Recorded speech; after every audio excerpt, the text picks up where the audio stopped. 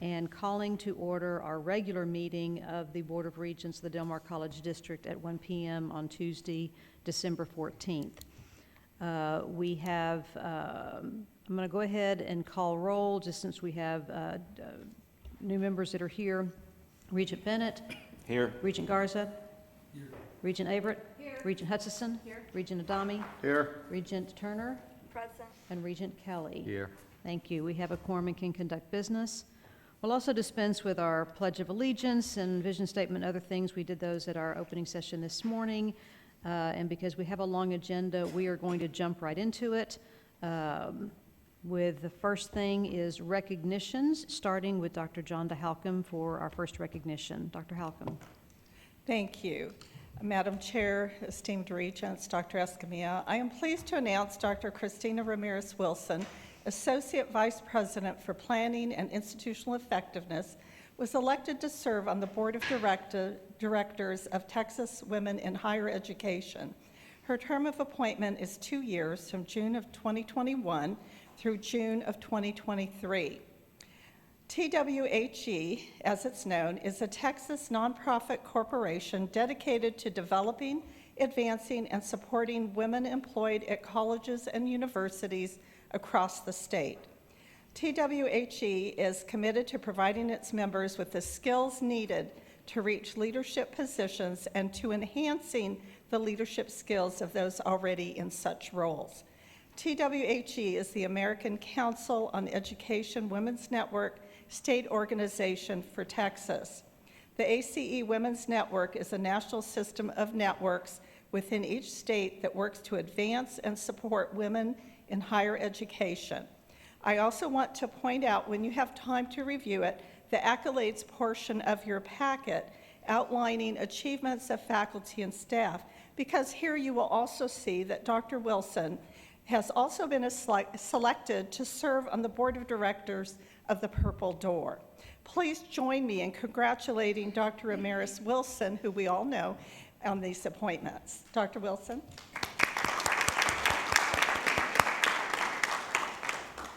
Thank you so much.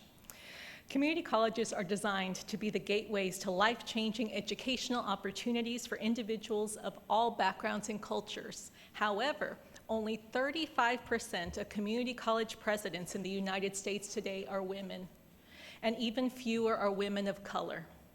The Texas Women in Higher Education organization strives to support women in their leadership development, whether they are on the pathway to the presidency or are just getting started in their careers. I am so proud to have been selected to serve in this role, and I look forward to strengthening the leadership pathways for women in higher education in Texas. And I thank you, Board of Regents, and to the leadership of this college for supporting us in our growth and in our service. Thank you. Thank you, Dr. Ramirez-Wilson. Congratulations. And congratulations to you and to those that you're serving with and for the good work that you're doing. We now have time for general public comment for items not on our agenda. Are there any public comments? Don't wave during this time or I'll call on you to, to come up for public comment. I don't see any public comments. We will move on to our student success report and call on Ms. Patricia Benavides-Dominguez.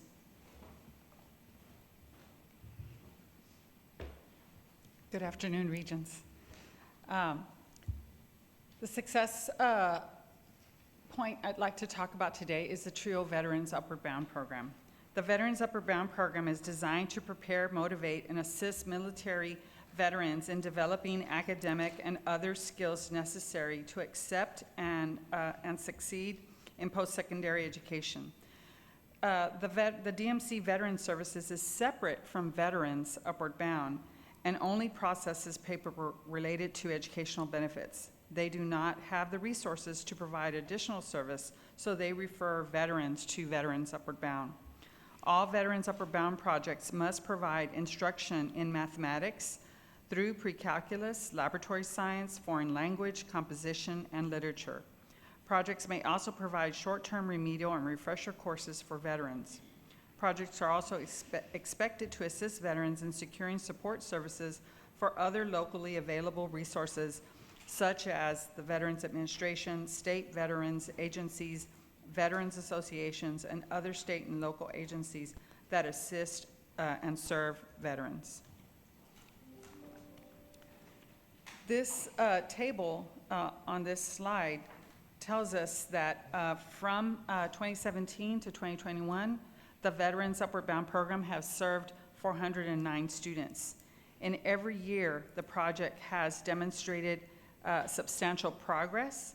For Veterans UB to meet the criteria, the project must serve the statutory substantial requirement of 2/3 participants be low income and first generation, and must serve the percentages identified on the table. And we have met or exceeded that goal, and we are on track to do the same for 2021.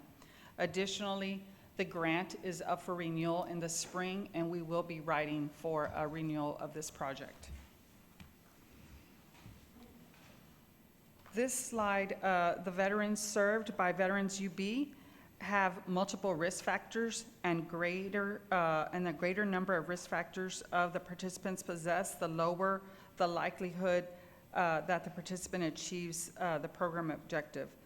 The goal set for the objective was at 70%. That's when we write the program, and as you can see, we have met or exceeded that program. We've exceeded it every year since its beginning. The last slide. According to the Veterans Upward Bound regulations, to be in Veterans UB, you have to be a potential first-generation college student, low-income individual, or an individual that has a high risk of academic failure. Among veterans who receive Veterans UB services during the 2021 program year, nearly 52%, nearly half, possessed all three of these eligibility characteristics. Veterans who have served since 9/11 are racially and ethnically more diverse. For example, we are 17% women, 15% are Black, 12% are Hispanic. In addition, post-9/11 veterans are more likely to have a disability than other veterans. Historic and projected trends of female veterans will continue, and we'll see a rise in female veterans.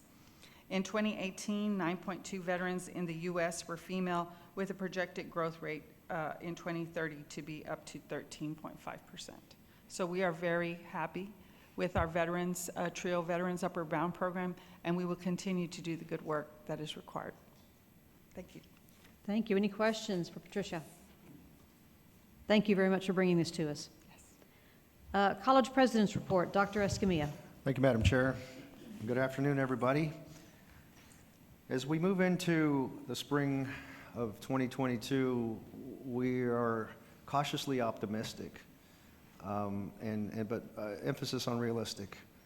Although the COVID-19 rate for positives and infection rates here in the community remains low, and so do our college-wide cases, as a matter of fact. And there's lows as they've ever been, as close to zero as this pandemic has been upon us.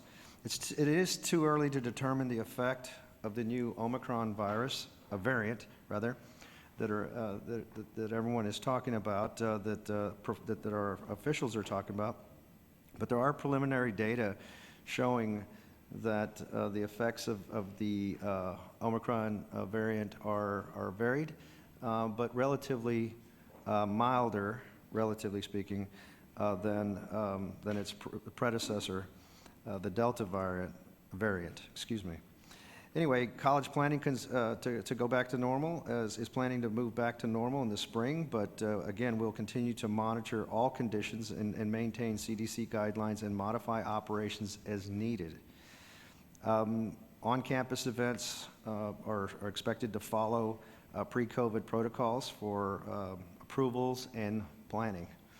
Instructional operations, planning for pre-COVID types of instruction also will be a situational approach, but the idea is that we're going to move back to quote, the new normal with bringing as many people back physically as possible. Student services are providing in-person services with some limited virtual services, and Viking Food Pantry is open for in-person shopping as well. We were talking about that a little bit earlier. Those needs continue, continue, and we think in many cases are surpassing previous understanding of what was actually needed out there. Other continuing services will be that the college will continue to encourage vaccination of all employees and students. In fact, employees and students should, we're also recommend that anyone experiencing symptoms or feeling sick continue to use the COVID-19 assessment and reporting forms. And so there we have those protocols that will remain in place. Our college's website dashboard with positive cases will continue to be utilized and inform the public as to what our infection rates are and the like. The college will also continue enhanced cleaning and disinfecting and the use of decontamination protocols. All of those things will continue regardless of where infection rates go into the foreseeable future. Information on spring semester operations will be communicated soon via the College Relations Office. So through various forms of social media, the website, and the like, you can expect the messaging to be going out. Just an update on our voluntary COVID-19 vaccine incentive program. The employee program ended December 3rd with 760 employees participating. That's approximately 63% of those eligible. It's pretty good, really good actually. From the student standpoint, the student program ended December 10th, and as of that time, 3,992 eligible students were approved for the program. There's some details beyond that, but still, in terms of interest, it shows that level of commitment and investment will improve the conditions for all of us here at the college and into the community. And just finally, I would just like to talk about the fall commencement. The fall 2021 virtual commencement ceremony is scheduled for 7 p.m. this Friday. This will be broadcast on the college's social media channels. This will be another virtual, hopefully our last virtual commencement out there. So Ms. Katya Uriate will be our keynote speaker, and we're looking forward to those opportunities to celebrate with all the families, albeit virtually, and celebrate those wonderful accomplishments that they've experienced. That concludes my report for today. I'm glad to answer any questions. Thank you, Dr. Escamilla. Any questions for Dr. Escamilla? Oh, Thank I you. just have one legal Yes, sir. announcement that I need to share the microphone with. Augie. Madam Chair and Regents, a housekeeping matter for the minutes. I need to state that each of you is in compliance with all of your education requirements under the Texas Higher Education Coordinating Board requirements. So need to state that so it can be reflected in the minutes. So we're done. Thank you, sir. Good job. Good job, Regents. Always good to be in compliance. Those are good words. Under Regents Report, I was able to attend the Texas Higher Education Coordinating Board Leadership Conference a week ago, Thursday and Friday. Dr. Escamilla and Mr. Rivera were both on panels. Dr. Escamilla was actually on the kickoff keynote panel, and then I participated in one on effective governance. But wanted to share with you just a couple of things that I heard during the conference. One was a presentation from Google on Google University and the credentials that they are doing online. They're beefing up and have expanded their online credentials for all kinds of digital and computer science applications. What was unique about it is they are partnering with a number of community colleges across the nation and four-year institutions to take those graduates of the Google University certificates and move them into community college and four-year degrees. There are a number of community colleges that are actually offering course-specific credit for those certificates, much like we offer credit for veterans who come in and we provide them with specific credit for their veteran service. And the other thing that community colleges and four-year universities are doing is they are recruiting from that pool of Google online students, because if you have the persistence and tenacity and intelligence to pass that kind of certificate totally online, then you'll probably have some of the same characteristics and work ethics to continue your education. They also have a number of students who have associate's degrees or baccalaureate degrees who are going back and stacking on then an industry-specific certification for that on top of their already achieved degree. So it's an interesting movement that is now occurring between those private sector, or what might be considered a private sector certificate bearer, and traditional public institutions.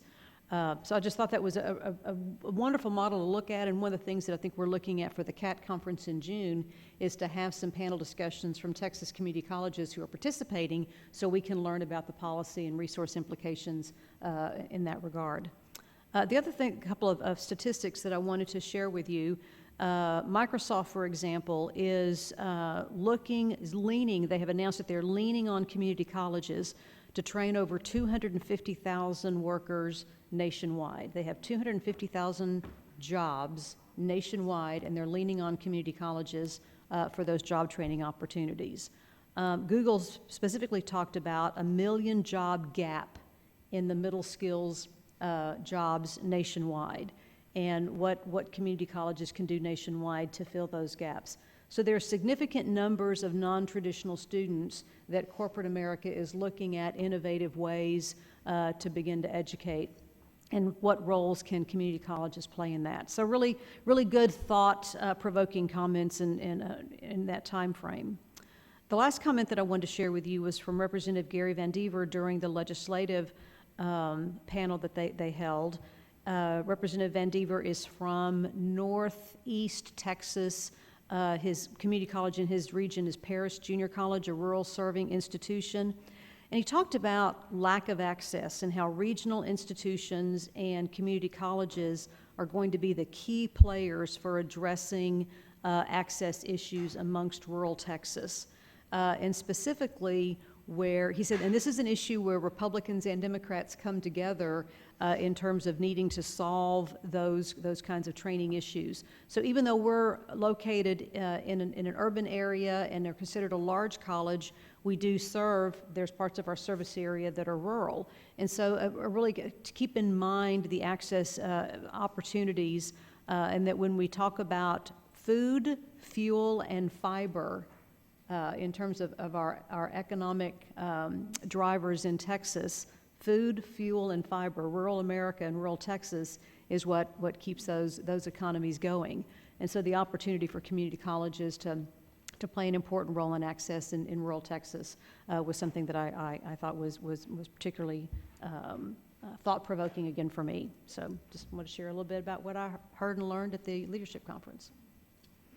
By the way, it was a community college conference. I don't know if we were there in overwhelming numbers, but the questions from the audience, the topics from the speakers, community colleges were overwhelmingly present at the Coordinating Board Leadership Conference, and it was very refreshing. So, any questions? We'll move on then to staff reports, and we're going to start with a discussion or report on the SACCOC substantive change visit and our baccalaureate degree. Dr. Halcomb. Madam Chair, Regents, and Dr. Escamilla, Dr. Ramirez-Wilson will provide a presentation in a moment highlighting the BSN program and the details of the substantive change visit with SACCOC that just happened recently. I wanted to take a moment, though, to thank the board for their support in approving for us to go forward with this baccalaureate degree, changing us from a level 1 to a level 2 institution.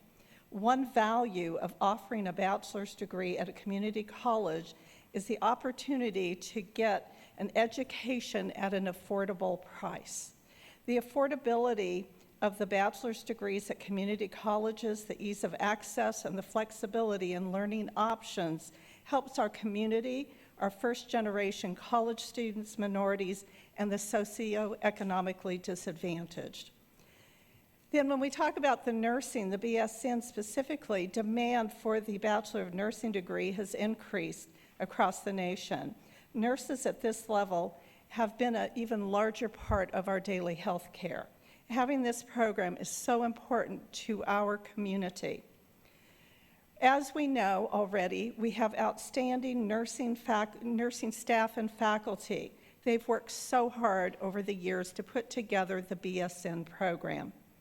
Dr. Christina Wilson, our SACCOC liaison, and her team have worked diligently with the nursing faculty and the dean of the division to submit the documents needed to SACCOC and organize a very successful virtual visit with SACS.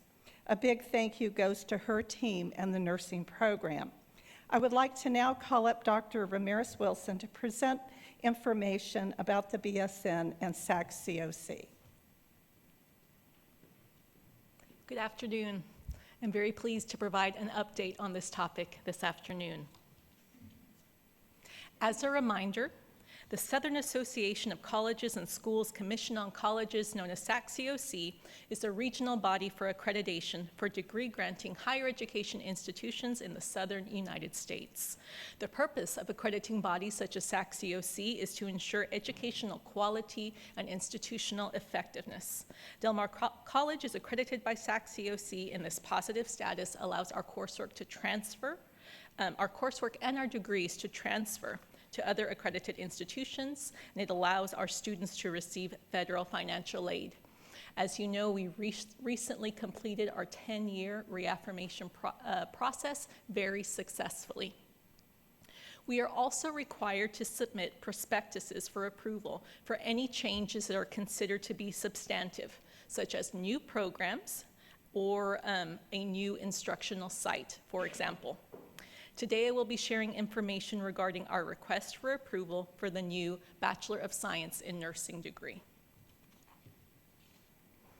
In March of 2020, the college submitted a substantive change prospectus for the BSN degree. Del Mar College has been classified as a Level 1 institution by SACCOC, meaning that the highest credential that we are authorized to award is the associate degree. In order to seek approval for the BSN degree, we also had to seek approval for a level change, thus upgrading our status to a Level 2 bachelor's degree granting institution. The substantive change prospectus consisted of our responses to 21 SACCOC standards. For each of these standards, we needed to prove that we met the criteria, not only for the BSN degree, but also to award bachelor's level degrees. The standards covered the areas, as you see on the screen, and just to summarize, areas of integrity, mission, administrative and faculty qualifications, program quality and content, admissions and student services practices, library resources, physical resources, and more. We submitted extensive narratives and evidence items to prove compliance with these standards, and please keep in mind, one thing I want to note is that we submitted this at the exact same time that we submitted our compliance certification. So I don't know of any other school that have gone through this process simultaneously. In September of 2020, the college was notified that we were awarded membership at Level 2 and were approved to offer the Bachelor of Science in Nursing degree. This approval allowed us to begin offering the BSN degree in the fall 2021 semester, this semester. However, the level change approval process would not be complete until after we hosted an on-site visit and received final approval by the SACCOC Board of Trustees. According to SACCOC policy, an institution may not initiate any expansion of programs at the new degree level until after the SACCOC board has taken positive action on its continued accreditation following a substantive change committee visit. Last month, the college hosted a virtual campus visit of the Substantive Change Committee, which was comprised of educational leaders and practitioners from throughout the SACCOC region, excluding Texas. The visit consisted of 2 days of virtual meetings, both large and small, with DMC executives, faculty, staff, and students. The meetings focused on the BSN program, the student experience, teaching and learning, facilities, and resources. Here is a picture of our first cohort of BSN students. Our committee members had the opportunity to interview a few of them about their experiences in the program. Committee members commented that they were particularly moved by the dedication to their profession that our students exhibited, particularly because they graduated from Del Mar College with the associate degree and chose to continue to seek their BSN degree, all the while holding down full-time jobs during a pandemic. The meetings also address the college's capacity for a level change, whether we have the leadership, personnel, and appropriate resources to award baccalaureate degrees. After 2 days of meetings and literal years of preparation, we received the best news that we could have asked for. During the exit conference, I know y'all are getting used to this slide. I've been showing this slide, the celebratory slide. During the exit conference, the committee announced that Del Mar College is in compliance with all requirements for the substantive change. In other words, the college had 0 recommendations and 0 areas of noncompliance.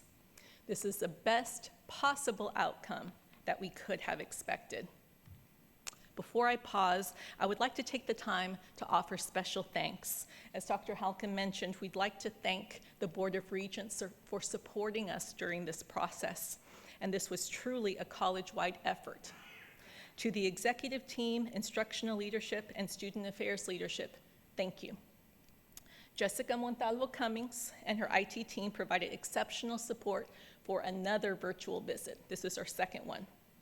Jason Houlihan from College Relations developed beautiful campus tours, which allowed our guests to feel like they were here on campus.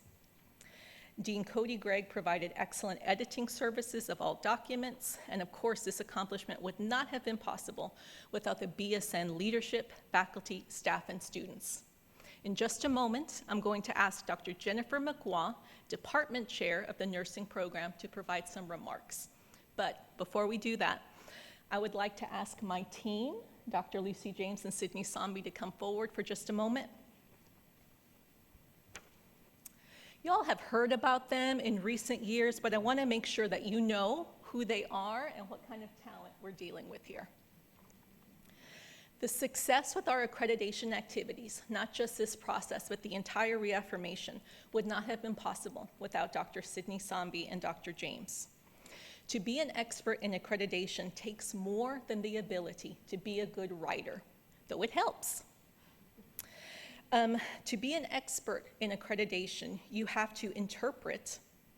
You have to be an expert in the accreditation standards. Then you have to teach your colleagues how to demonstrate compliance, and in some cases, you have to tell your colleagues that they need to change their practices. It's very hard work. It's expertise, it's patience, it's kindness, and it's very rare to find individuals with the skill set, knowledge, and genuine desire to help others seek improvement. So I know you haven't been able to see them before, but these are the people behind accreditation.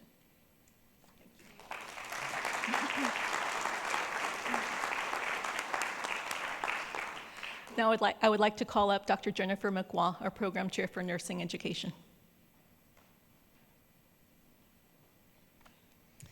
Thank you, Dr. Ramirez-Wilson, Madam Chairperson and Board of Regents. I'd like to extend my personal thank you for your continued support as we moved through the process of approval for this program and as we've moved into the first semester of the program. So thank you so much. I'd like to provide a brief update of our program.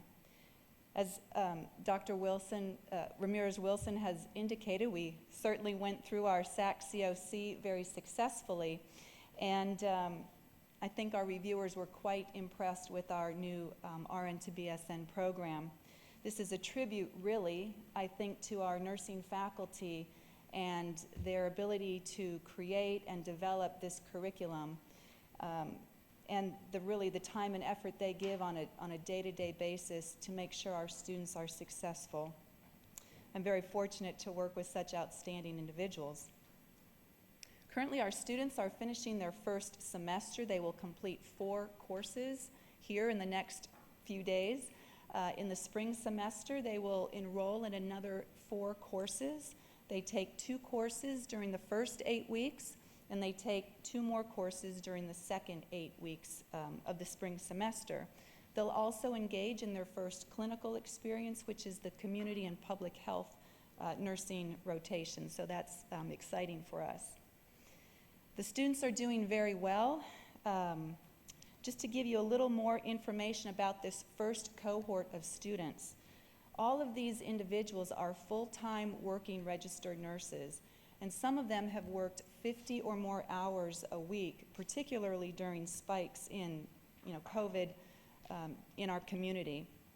So they're to be commended for their persistence and willingness to stick with the coursework. All are graduates of our ADN program, most being more than 5 years ago.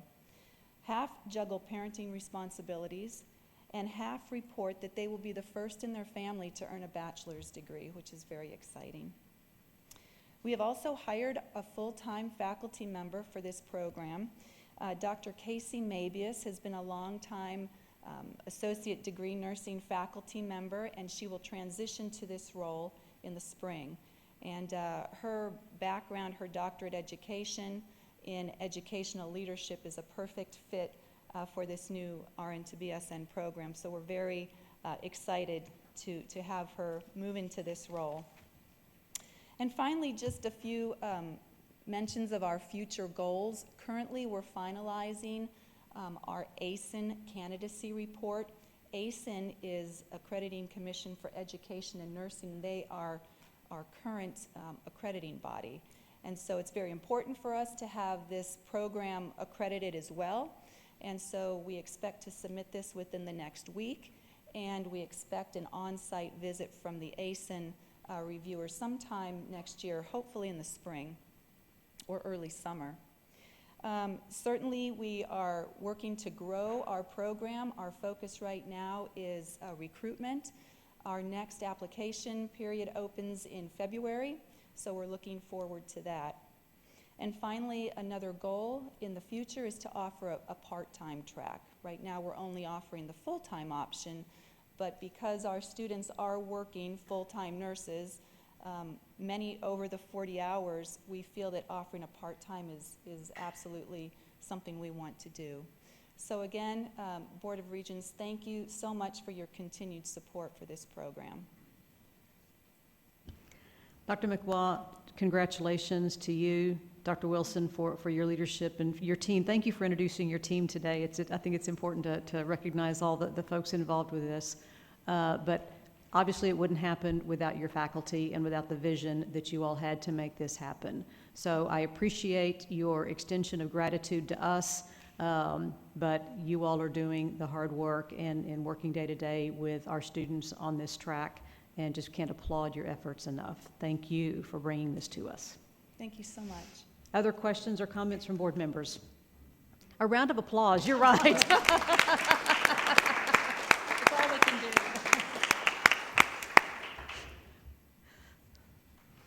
do. A few final next steps. There will be a final review of the committee's report by the SACCOC Board of Trustees in June 2022. That's when our level 2 status will be finalized. We will still be required to host an on-site visit sometime in the future to be determined of our SACCOC Vice President, Dr. Michael Hofer. And finally, once these processes have concluded, then we will be bringing additional bachelor's degrees to you for your review and approval. Wonderful. Any other questions or comments? Thank you very much for bringing this to us. Thank you. Next, we will hear from Mr. Garcia about our 22-23 budget calendar and student affordability. Yes, so good afternoon, Madam Chair, Mr. President, and members of the Board of Regents. Wishing you all happy holidays. And Mr. Kelly, I love your impeccable taste in ties, and I'm not just saying it because we have the same tie. You're showing impeccable taste. Thank you. So we're at the initial stages of the budget planning process that begins with today's presentation on the budget calendar and student affordability assessment. Jana Halcom, Patricia Benavides Dominguez, and Jackie Landrum will present information on the budget calendar, student affordability, and then we will close the presentation with factors influencing possible changes to the college's tuition and fee structure. I now ask Ms. Landrum to kick off the presentation with the budget calendar on the next slide.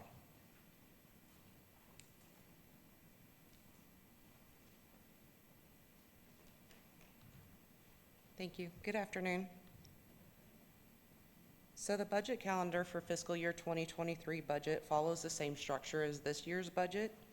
There are 5 phases to our budget calendar, and the first phase is the planning phase, which started in October and goes through January. During this period, there are discussions in the development of the budget calendar, and our tuition and fee assessment is completed that Mr. Garcia will discuss shortly. So in December, we hold a meeting with the student government to discuss the tuition and fee update, which Ms. Benavides Dominguez will discuss further. I'm going to ask her to step up.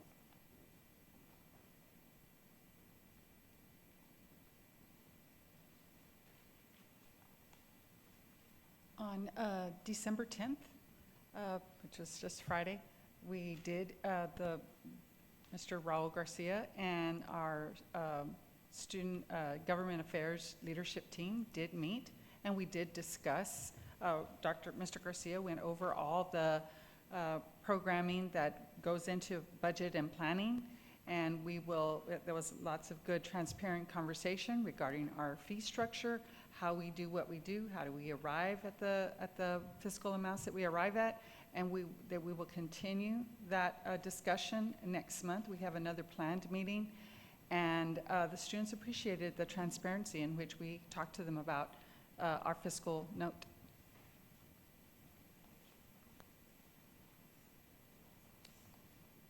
So to continue with our planning phase, the distribution of our technology and facility maintenance repair worksheets are scheduled to go out today. However, we are going to postpone those. So our office is in the process of evaluating the budget process to determine if what we're doing is working well or if there's areas that we can make improvements. So to improve transparency and shared governance, we have a meeting scheduled tomorrow with all of our deans and directors because we want to get their input as well as how that budget process is working and what we can do better. So Dr. Halcom will now discuss more on our efforts to improve transparency and shared governance. Just very briefly, just to let you know how we plan to exhibit shared governance and transparency is that in the academic areas, in addition to what Ms. Landrum has stated, examples would include during the budgeting process, department chairs work with their faculty to determine needs. They also work with their staff in those departments to determine the needs. The department chairs then work with the academic deans as well, and the deans work with my office, and we all talk somewhat in unison to make sure we are in agreement. Changes needed throughout the budgeting process are discussed with the respective areas. Ms. Landrum has been working very well in the past with our department chairs and the deans, and will continue to do so. And she keeps me informed of any important changes that are necessary in the budget. The Faculty Council also has a compensation committee. They've already started working on that well ahead of time before we get into the weeds of the budget later on. And they will recommend or advise on faculty compensation. I also meet with the officers of the Chair's Council and the academic deans, and we discuss the budgetary needs and processes as well. So everyone has the opportunity to give input in the budgeting process. We want full transparency and a shared governance approach. Thank you. Thank you, Dr. Halcom. So in January, we will meet with our budget committee and budget training will be conducted. And that budget committee includes all of our chairs, our deans, our directors, and our VPs from all over the college. So the next phase of our budget calendar includes the information gathering phase, which is in February. And during this phase, our office is starting to capture and summarize some of those financial needs. Assessments are done on the information received for technology, equipment, and facility maintenance requests, along with any open or new positions that are needed for the next year. So the next phase of our budget calendar includes the review and recommendations phase, which is from March through July.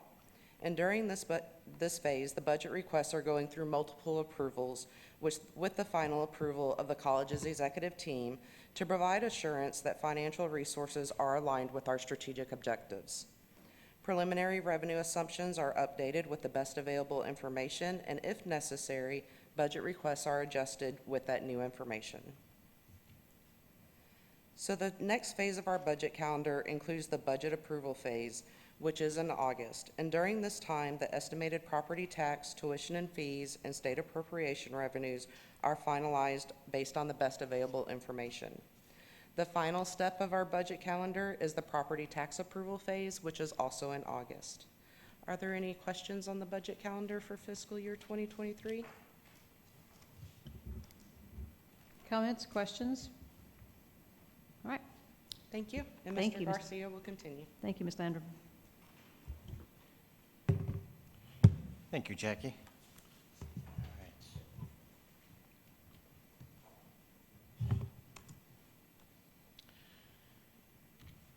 Okay.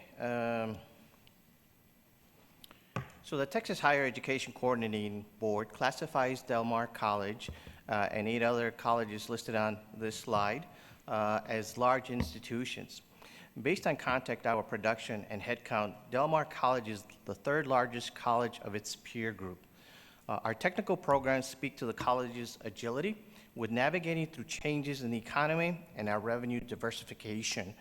Our technical programs include allied health, dental, imaging, nursing, public safety, business administration, computer science, technology, industrial, and transportation programs. With 28% of the Del Mar students enrolled in technical programs, the college is able to assist our students to navigate through an economic slowdown with upskilling and reskilling to regain entry into the workforce.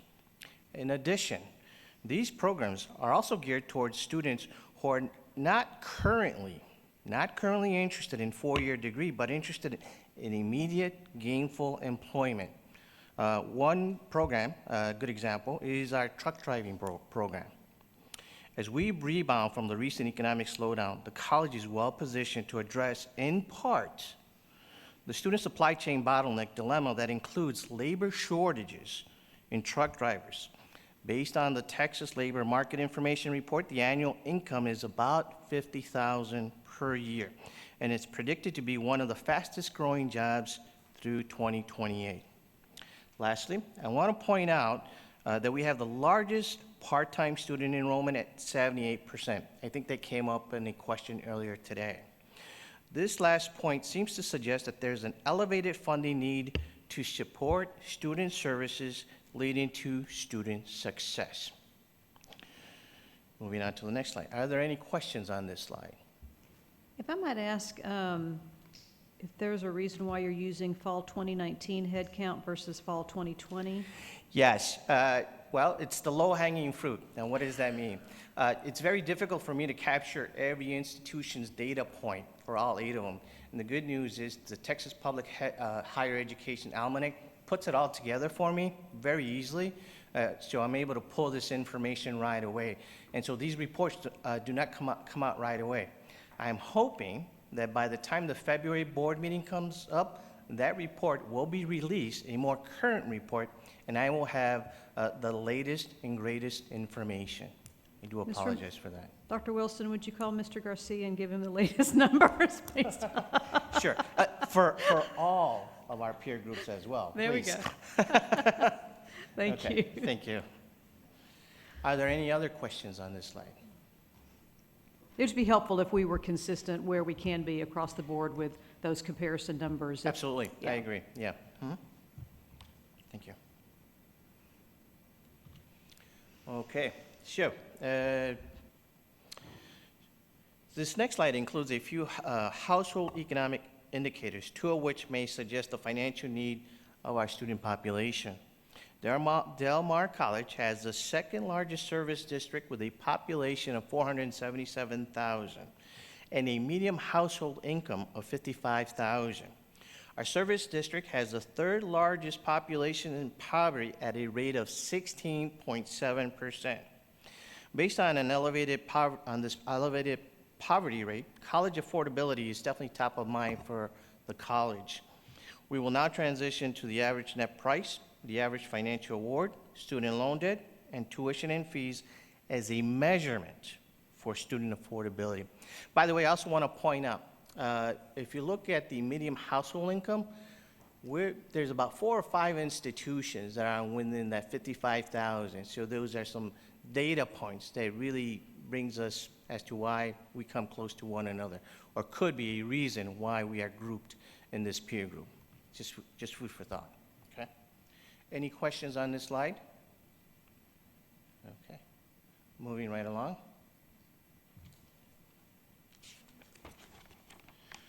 So let's talk about financial aid. The average net price is the first data point for measuring student affordability in this presentation. So I will begin with the definition of the average net price by the Federal National Center for Education Statistics. This is a federal agency within the U.S. Department of Education and the Institute of Education Sciences. The average net price is determined by subtracting the average amount of federal, state, local government, and institutional grant or scholarship aid from total cost of attendance. Now you ask, what is total cost of attendance, right? So total cost of attendance is the sum of published tuition and required fees, books, supplies, and the average weighted average for room and board and other expenses. Del Mar College's average net price of $5,831 for the 2020 year, as reported by the Federal National Center for Education, is right there, probably at the second, if not third lowest. Second lowest. No. Actually, we are the second lowest. Okay, perfect. Good. Second lowest net price. Speaks highly to affordability relative to our peer group.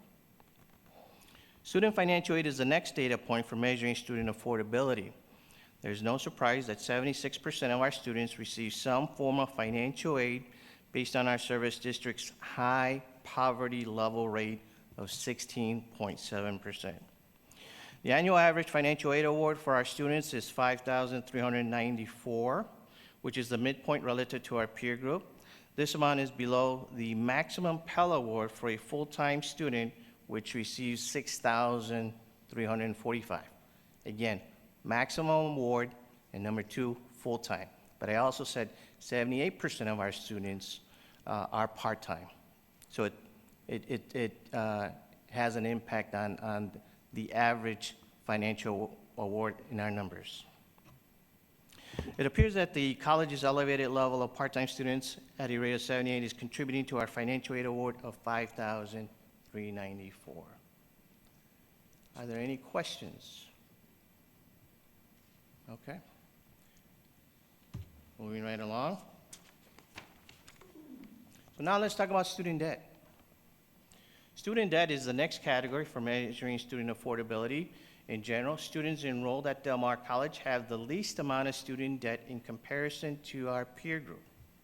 As reported in the 2020 Texas Public Higher Education Almanac, the average student debt for 2020 ranges from a low $7,200 to a high of $20,700 for large community colleges in Texas. The average student debt at Del Mar for the 2020 year is $10,800, which is the second lowest relative to our peer group. In addition, it is on a downward trend from 2019's average student debt of $10,100. So it's this little checkered box right here that I'm referring to right now. If I can coordinate my hand with my eyes. There you go. There you go. Okay. All right. The next data point is the average student debt transfer, which ranges from 8,300 to a high of 21,500 for 2020. The average student debt transfer at Del Mar for the 2020 year was 13,000, which is the second lowest relative to our peer group. In addition, it is also on a downward trend from 2019's average student debt of 17,600. So it's this second table here, checkered box, 2019 and 2020. Okay, downward trend. Are there any questions on this slide? I'm curious to what happened at Laredo between 2019 and 2020, that both their average student debt as well as their transfer numbers were cut in, well, significantly. Did Laredo use her funds? Did they use, I mean, I'm also wondering, I'd like to have a racial breakdown and maybe their economic status at this point, because I would think middle class would have some debt, where I think a lot of your poor individuals did not go to college. So I think that's just a theory that why it may be reduced, because some of those people just didn't come back to school. And you have more middle class coming, that just accessing some financial aid and some assistance, but I think maybe your poor areas just didn't come back. I don't know. That's what I was asking. Yeah. Yeah, so the first question about Laredo does not offer student loans for their students. And that's as much as I know about them. They've had a transition in leadership over there here in the past year or so. I don't know what policies may have caused this, but I do know that they do not facilitate federal student loans. Interesting. Is that new? I was thinking somewhere No. it changed. Okay. No, they've had that for some time. Again, I don't know how it applies to their 19 and 20 scenario. I could call Rick and find out, but he's no longer there, so, and I don't know who's there now, so. Okay. It is something there's a model there, there's a lesson there with what they're doing, but they are an outlier on their own with that practice, so I'll have to learn more about that. Because if their fall head count is not too far off of ours, a couple of thousand, their contact hours is significantly less. Yeah, they had a drop in enrollment recently. Okay. Yeah. It's an outlier. Yeah. There's a few things going on. They were impacted inordinately. We all were, but outside, and again, they were outlier in how they were impacted by COVID as well. They really, really took a hit. So a few things going on there that I've only seen indicators about. I've not seen the reasons behind it all. Okay, so I'm taking notes. Come February, hopefully we'll have better information. Okay? Thank you. Any other questions? Okay, moving right along. May I just interject? Just one thing real quick. Student debt, and we heard it again in Austin. We hear it on a regular basis. You know, the cost of the student experience really is largely around the cost of living.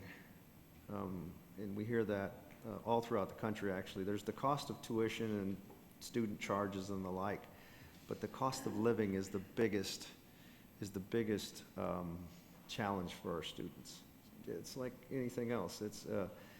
So I wanted to put that out there. And then one other indicator is that's going to hit. I mean, inflation is a real thing.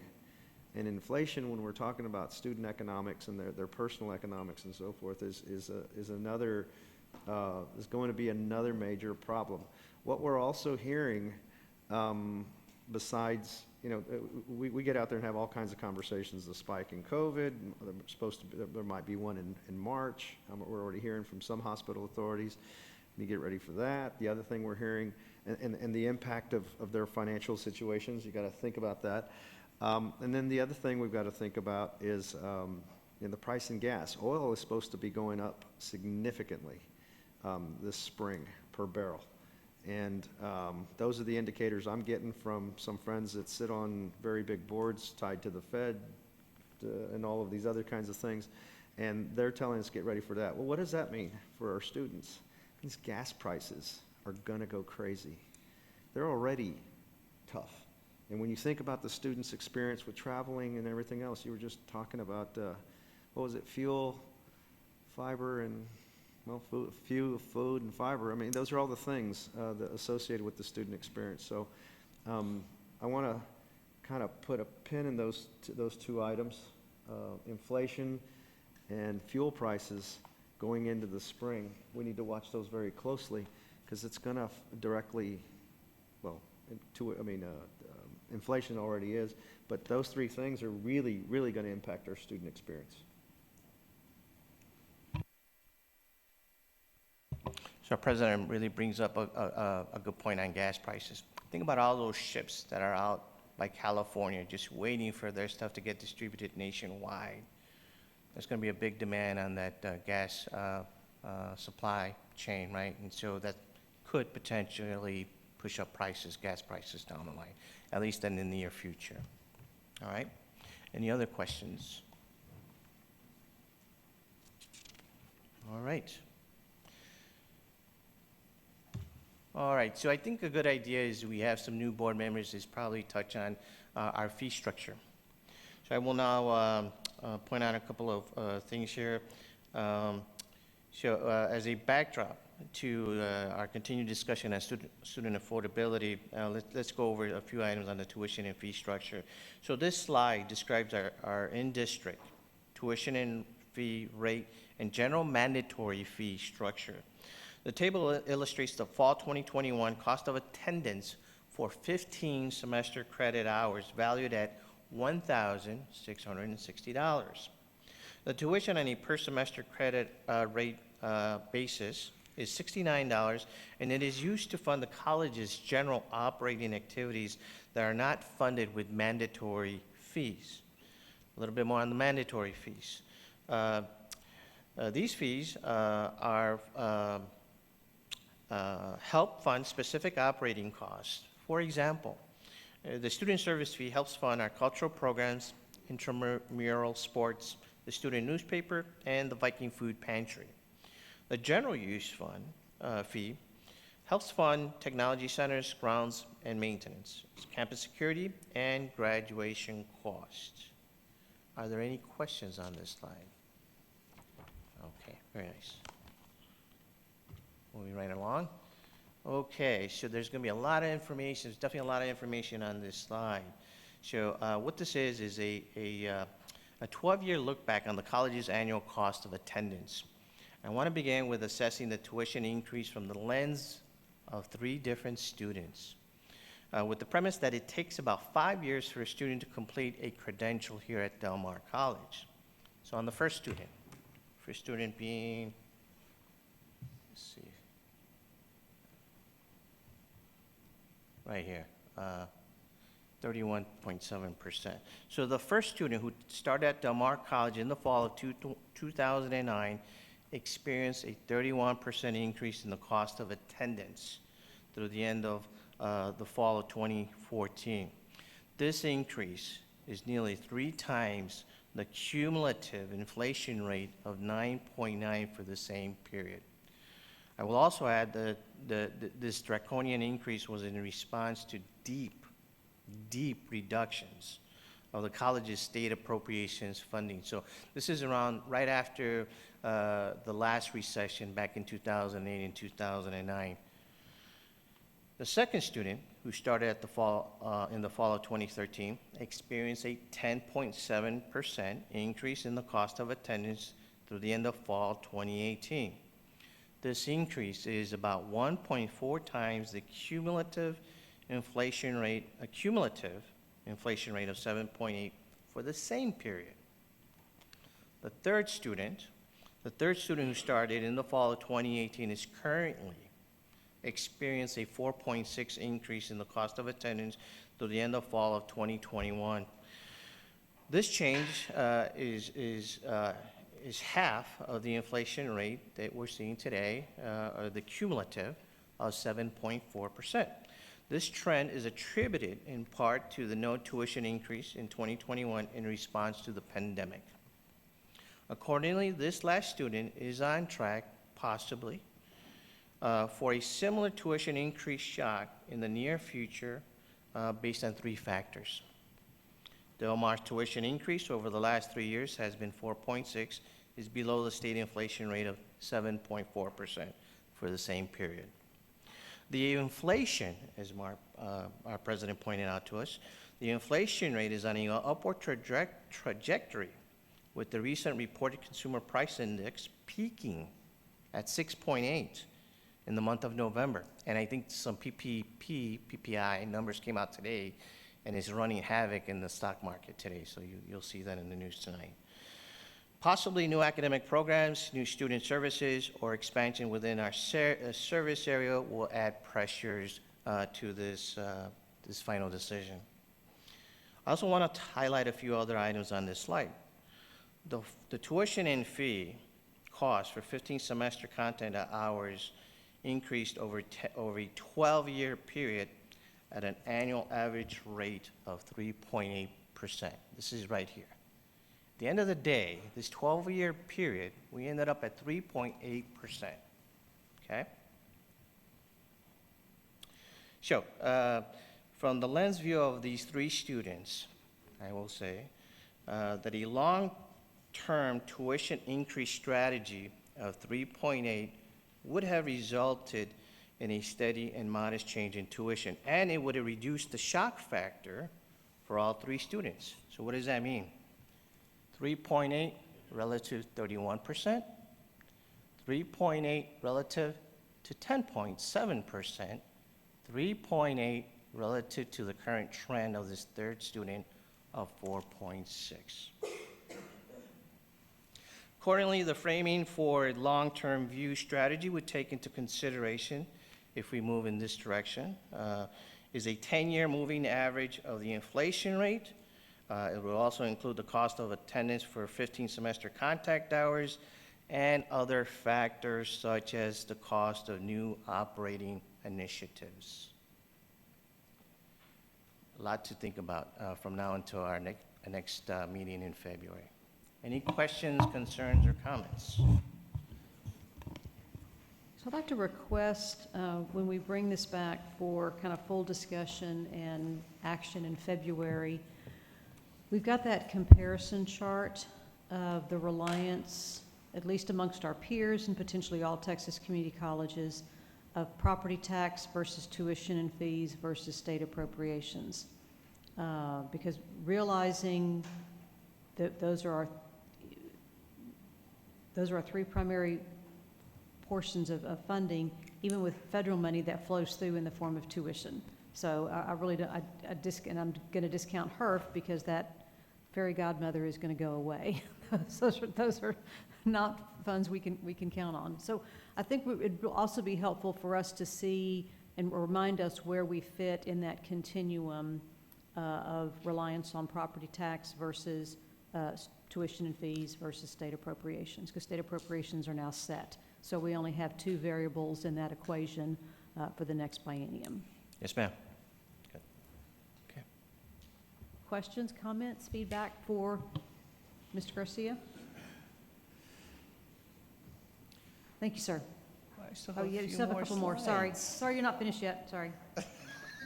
That's a hint, Raul. Should I run? That's a hint. Oh, okay. It's my kiddo. Okay, I'll rush it then. Yes, thank you. I hear Dr. Escamilla in the back of my mind that we're going to have to move this along today, or it's going to be a... Sorry. Okay. Good. Just a few more slides, please. The key takeaway on this slide is Del Mar delivers moderate, affordable academic programs based on 15 semester contact hours for the fall 2020. The tuition and fee ranges from $1,355 to $3,075. Del Mar cost of attendance is at the midpoint of our peer group at $1,660. Okay. So this is our last slide. Perfect. So the College Forward value proposition continues to focus on student success in support of the college's Aspire, Engage, and Achievement strategic plan. In addition, I believe our presentation is committed to student affordability as demonstrated in our low average net price and low student debt relative to our peer group. Moving forward, the funding for operating activities in support of student success and access is top of mind for us. These operating activities include student advising, the scaling of the Oso Creek operations, the cost of attendance, and other activities listed on this slide, and current upward trajectory of inflation. From the lens view of our students, we have learned in this presentation that a long-term view strategy of increase in the cost of attendance would result in a steady and modest change for all students. I believe the board, the student, government, and the college has information to ponder over the next several weeks before the college makes a recommendation to the board at our February board meeting. That concludes my presentation. Thank you. All right. Any questions? Okay, thank you. That was the question, the Q&A one. There you go. Okay, yes. Sorry. I just lost my place. Oh, man. Okay. So I want to congratulate Mr. John Johnson, Dr. Kathy West, Jackie Landrum. I'm going to stop you right there. Are there any, there's no Oh. follow-up questions on the budget. Now we're going to move into our next report, which is regarding our GFOA Certificate of Achievement for Excellence in Financial Reporting. Mr. Garcia. Yes, thank you.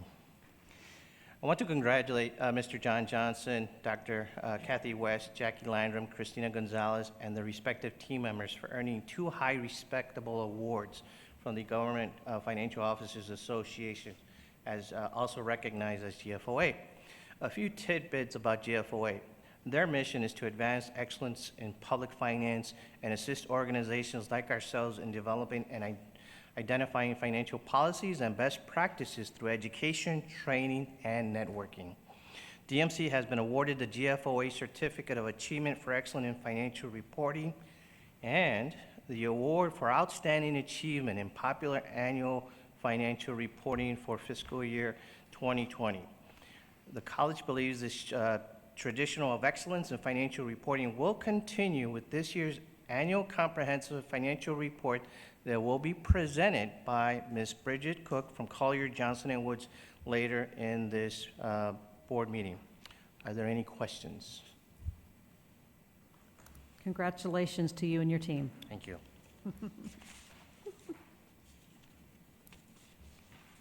All right. Anything else, Mr. Garcia? No, I'm just making sure there's nothing else after this. Thank you. You're kind of gun shy now because you're not sure if you're done or not. Sorry about that. We're going to ask Ms. McQueen to come up and give us our annual Del Mar College Foundation update.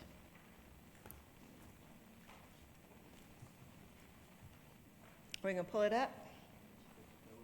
They will, okay. Thank you very much for letting me come and give you the annual presentation. Good afternoon, Regent Scott, Board of Regents, and Dr. Escamilla. I would like at this time, if it's okay, to introduce the president of the Board of Del Mar College Board of Trustees and the foundation. And this is Julio Reyes, formerly with AEP Texas and the AEP Foundation. So he oversees the Board of Trustees for the foundation. One of the jobs of the foundation is to move into the community and find out those organizations and individuals who are willing to help assist the college and the college students in reaching excellence. And the AEP Foundation provided a $200,000 gift last year for STEM education. So thank you very much again to that. But it does show the level of commitment we have with our Board of Trustees. The foundation basically has 2 sides.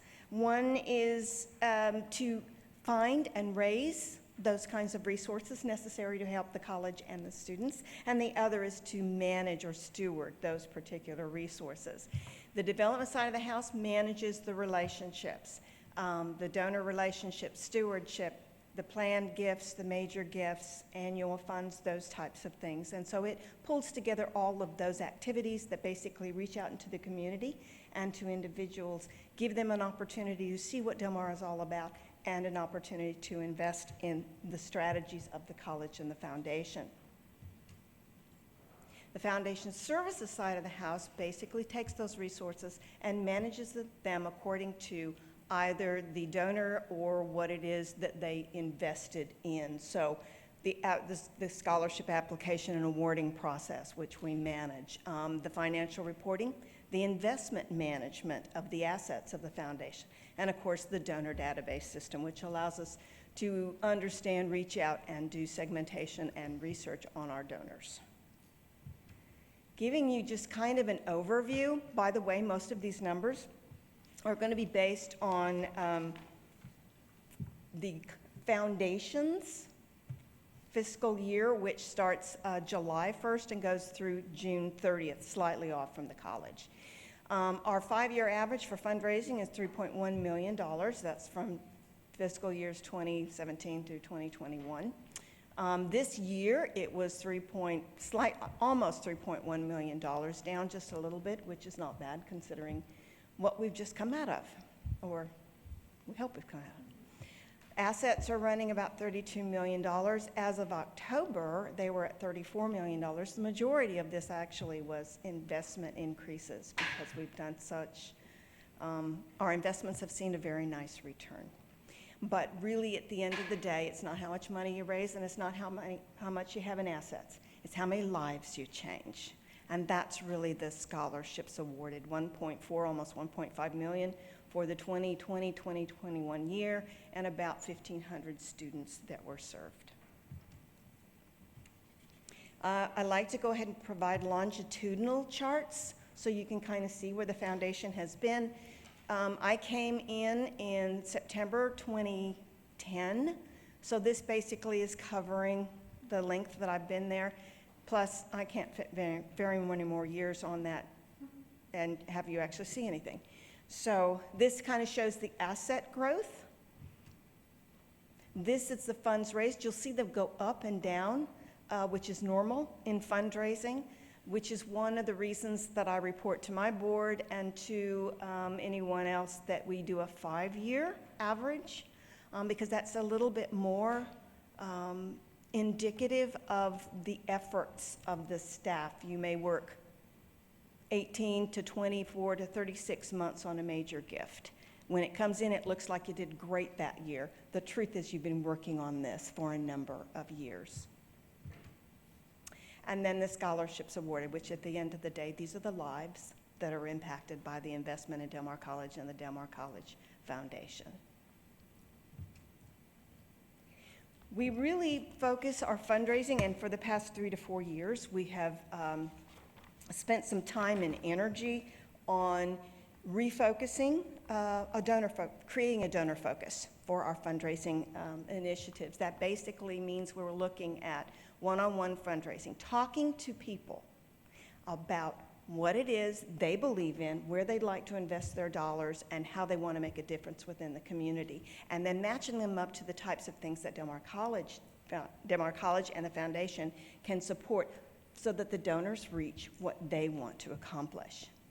That means we basically have a major gift focus. We moved in 2020, although we've been working towards this for about 3 to 4 years. In 2020, we created donor profiles for every gift officer in the foundation. Depending on where they are, they may have 120 donors in their gift portfolio, or if they have other duties like myself, they may have closer to 50 in their gift portfolio. Those are people that our job is to establish annual contacts and talk with these individuals and find out how they want to support the community through investment in Del Mar College. We have engagement and tracking goals in our database. In 2019, we also revamped our online giving program. Our giving program had been like a shopper cart for years, which was not very good. So we redid that. And then in 2019 through 2021, we did event analysis to basically tell us where we need to put our time and energy. We also have created a number of infographics that share the story for Del Mar College. So meet Sophia. She is our average student based on the profiles that we have. Female, Hispanic, 24 years old, lives in the local area, and she goes to school part-time. The other things we found out about our foundation students: first in the family to attend college at 46%, low to middle income at 84%, works while attending college more than half, and interestingly enough, about a fifth of them, almost a fourth of our students, are single parents. So it really gives you an idea of who it is Del Mar College serves. And this helps our donor to understand what type of individual they're going to be impacting with their investment. We also have scholarship impact. We did, the IT department, the IR department, did a data analysis for us that basically showed those students who got foundation scholarships, and we just call them foundation scholars. If they got a scholarship through the foundation, they were over 19%, they had a 19% or higher completion rate over students who got financial aid. So they got financial aid and they got scholarships, and they had a higher completion rate. Over students with no financial support, almost 20, slightly over 24%. What we believe that, and this is not part of what we were able to do the research on, but when we talk to the students, what they're telling us is, it is one thing for the state to invest, and that is your financial aid. Is another thing for an individual that they do not know to say, I believe enough in you that I'm going to make sure that you have an opportunity to complete college.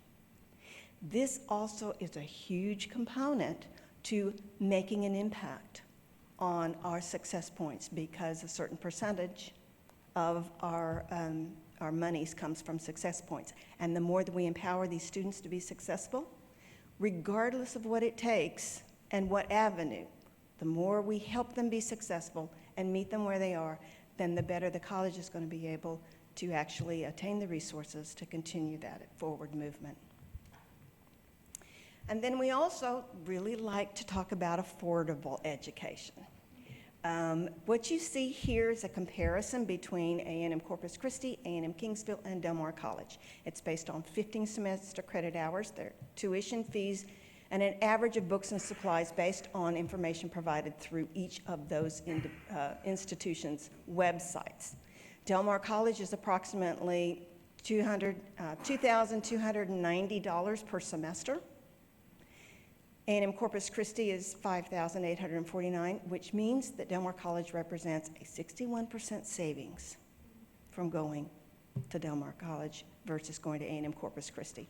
You see the same similar for A&M Kingsville, which is a 58% savings. We take this and provide it to donors because we want to let them know, please choose where you want to invest in students. Choose any place you want to invest and make a difference in a student. If you want to do it at A&M Corpus Christi, A&M Kingsville, do it. But I do want to let you know your dollar goes a little bit further here, in full disclosure. We also make sure that we do good stewardship. We have reports that we give every year. These are printed for specific scholarship funds. Their reports to the donors includes the balance in the fund, the amount distributed that year. We gather names and bios and thank yous from the students. We don't get all of them, but we get as many as we can. We include them in the report, and it also gives a snapshot of the foundation. These are sent each year in February or March. The stewardship component is a huge component because, with anything else, you can get a donor, but if you're not transparent with that donor, if you're not honest with that donor, then they will go to another nonprofit and invest their philanthropic dollars.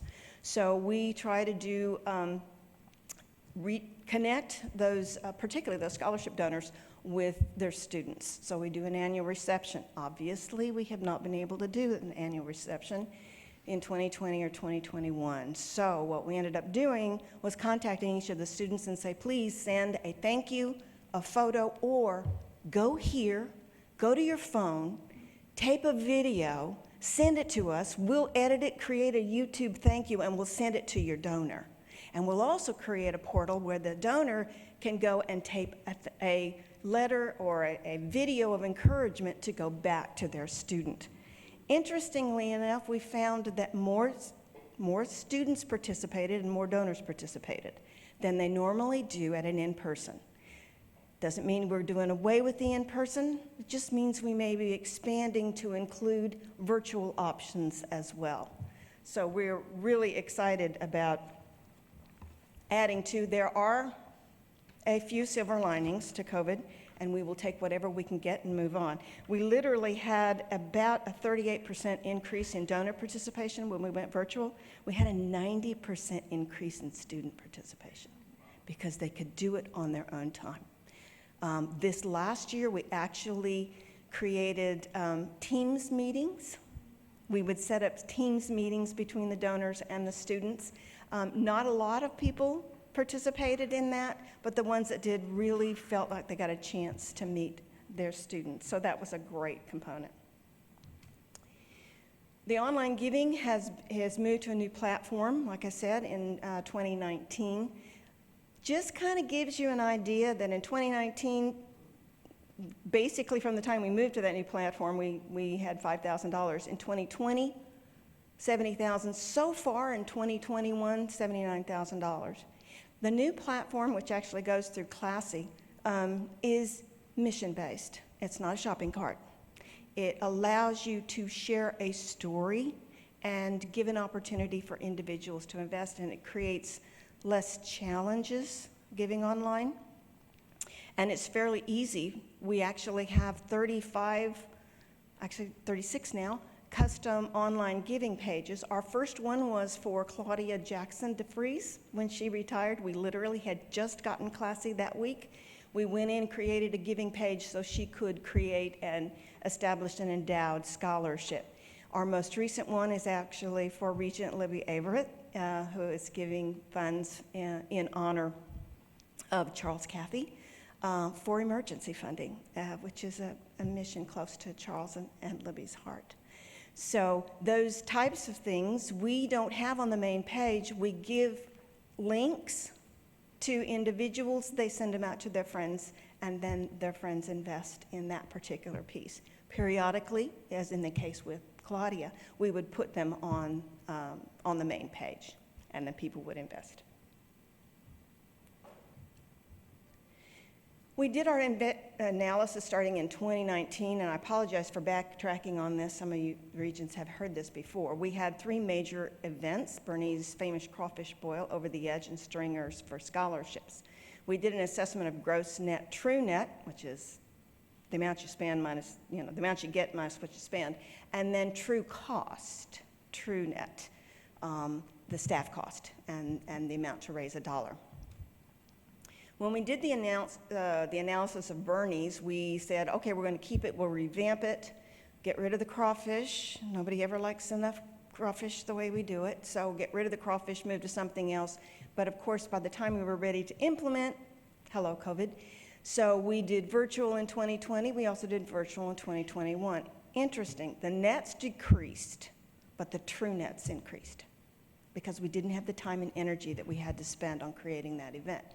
So we are keeping something, which will probably be some kind of spring bash, but it probably will be a series of micro events focused on different activities. We want to connect the donors with different academic or workforce training components that they might be interested in investing in, instead of doing a sit-down dinner that literally gives us very little chance to bring in the mission of the college and the foundation.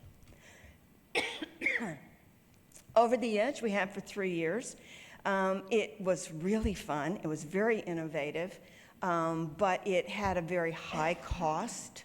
So it had the lowest true net, the highest true cost to raise $1 at 81 cents per dollar raised. Anyone in fundraising knows that's not doable in the long term. You can do it in the first 2 to 3 years, but if you do not see a way to reduce that, there is no sense in keeping that event. Therefore, we discontinued the event in 2019 because we did not see a way either to reduce the cost or significantly increase the gross.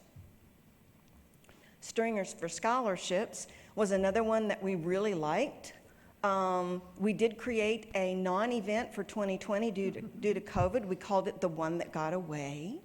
And then we retained most of the sponsors, but there was no other revenue, and there were 3 other sources of revenue. Both the net and the true net increased because we had no cost or relatively small cost. We did, however, cancel the event for 2021, not just due to COVID, but because of the fish freeze. And we didn't want to negatively impact the fish populations. After discussion and looking again at the cost and our ability to connect the mission of the college with this particular event, we've decided to discontinue the event. We are now meeting with every sponsor to see if there's another way that they would like to invest in Del Mar College and the students who get their education here. Special projects, we have all the time. I would say over the past 5 years, we've raised almost $8 million in workforce equipment and technology. The Rebuild Texas was a carpenter training program. That was a $1.2 million, concluded in 2021, but you're seeing some of the impact of that right now as we have other programs coming on board. And then one other component was our emergency aid since the onset of COVID. Actually, this is the amount that we have raised and or distributed since the onset of COVID. But we find ourselves about every 12 to 16 months facing some kind of emergency for the students, whether it's Harvey, a winter freeze, a flood, COVID. It continues. So we see the ongoing need for some kind of emergency funds, but I wanted to at least give you an idea of what we did for COVID. And that concludes my presentation. Any questions? Ms. McQueen, thank you very much for that. It's very comprehensive, and we appreciate it. Mr. Reyes, thank you very much for being here today. Please express our appreciation to your entire Board of Trustees. It's very comforting to know that you all are working so hard on our students' behalf, and that Mary has such an excellent group of trustees to work with, and that you all volunteer your time over and above everything else that you do. Well, you're not doing anything else anymore, so you're... But please express our sincere appreciation to your Board of Trustees. Thank you for being here. Other comments or questions? Mary, I just want to congratulate you, your board. Julio, thank you so much. Mary and her staff are extremely easy to work with. It's a joy to partner with you all.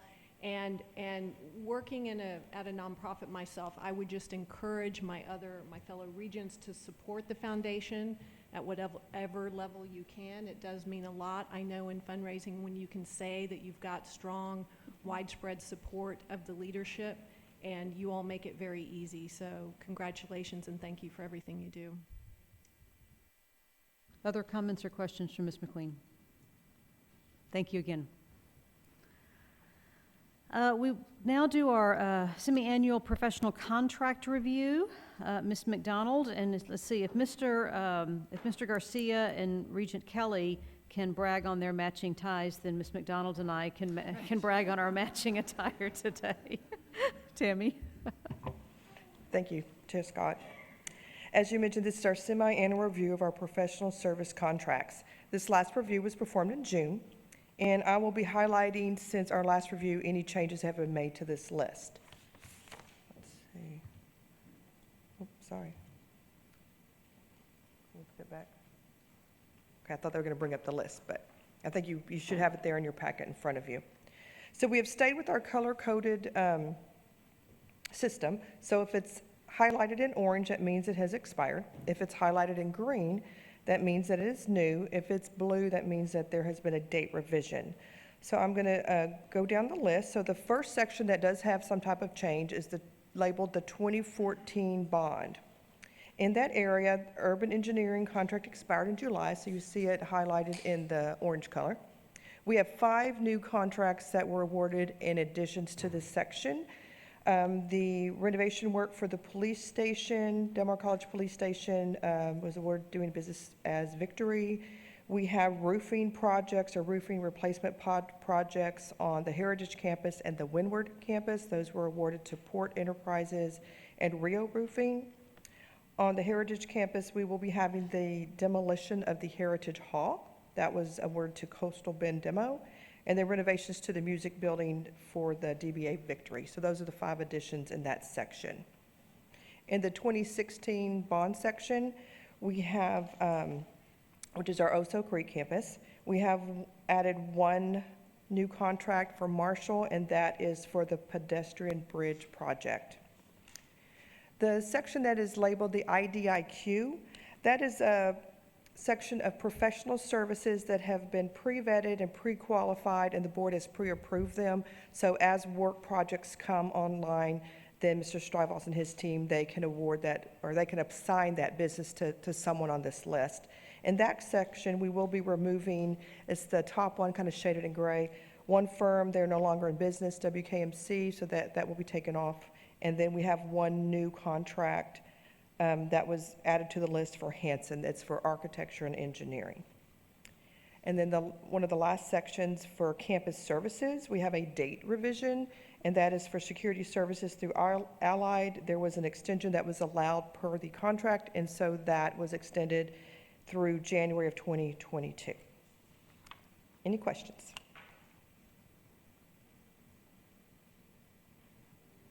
Thank you. Next, we're going to have an update on both our 2014 and 2016 bond programs. Mr. Strauss. Regents, how are y'all today? It's been a long day, and we'll try and keep you on track.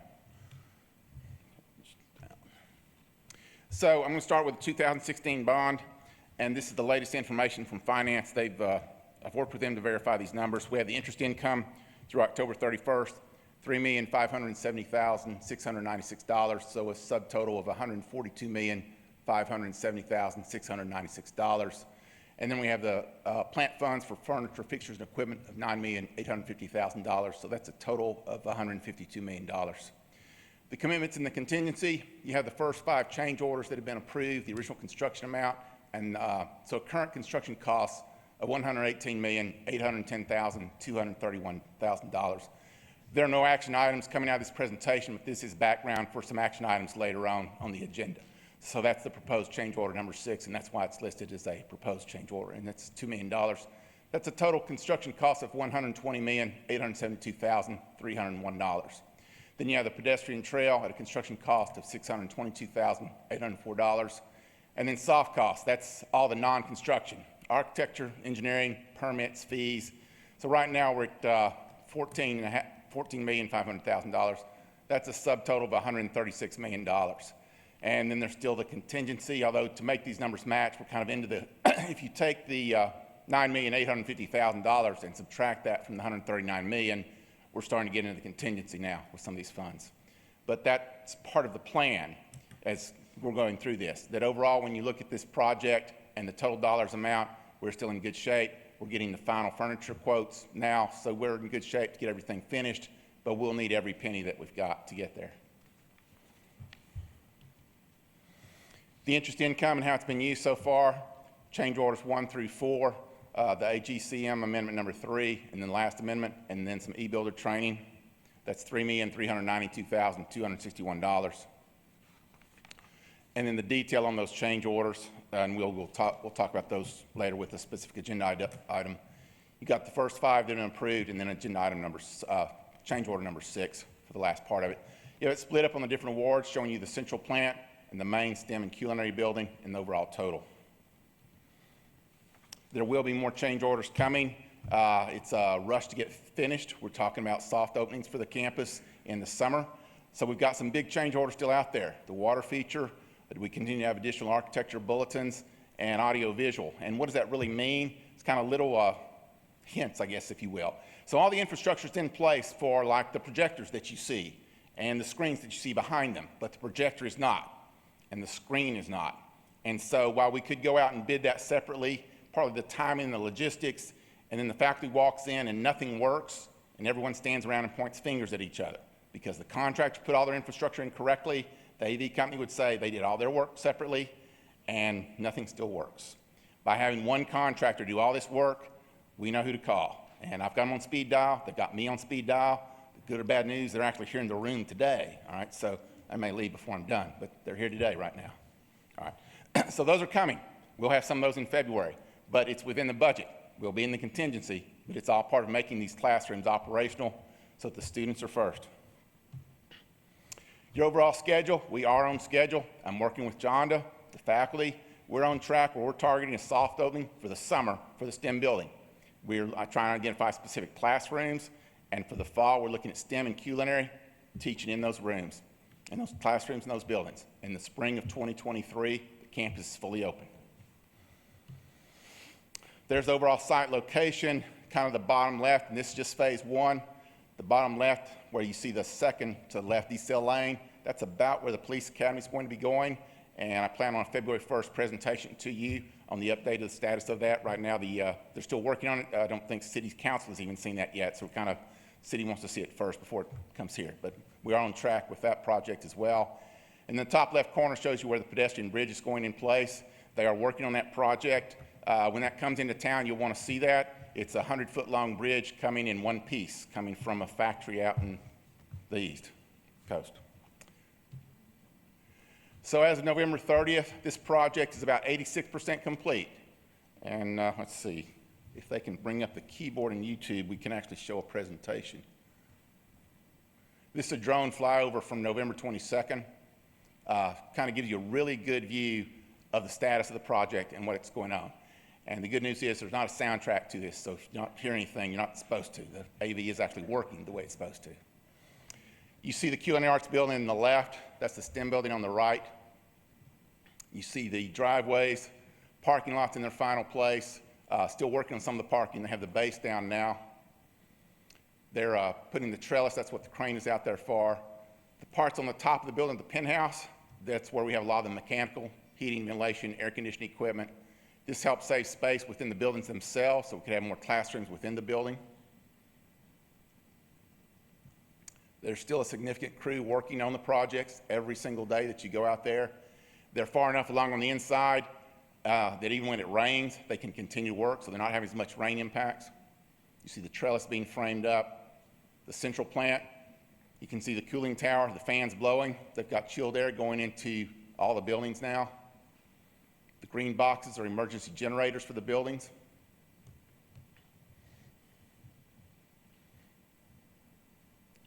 So this gives you a really good idea, and we get these about once a month, but it does depend on the wind. For several days there, we couldn't do one because it was just too windy out on the campus. There at the top right, that's about where the police academy is going to be going into place, the City of Corpus Christi Police Academy. Yeah, you've got landscaping coming into place, the regular trees, palm trees, and we tried to make sure they could get some that were frost resistant. That told them that the trees we've got now, we had to get chainsaws after them, so that they're kind of working on that part of it.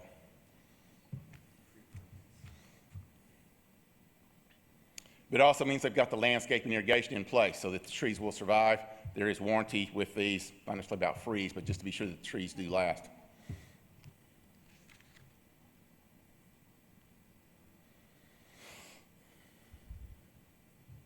There you see the main building, again, the penthouse on top, the library's there at the right. You see Yorktown, the drives, the connections into the campus from Yorktown are complete. They've cleaned up all the landscaping in the middle, working on it, that any of you drove by the campus, the quad there in the middle looked like a construction site. It's starting to look more like a quad now. And this gives you a really good view of the trellis coming into place now. And that was part of the first change order. So there's a lot of work to be done, but the contractor's actively working on the project. They've got people out there all the time, all over the place, working on those buildings, inside and outside.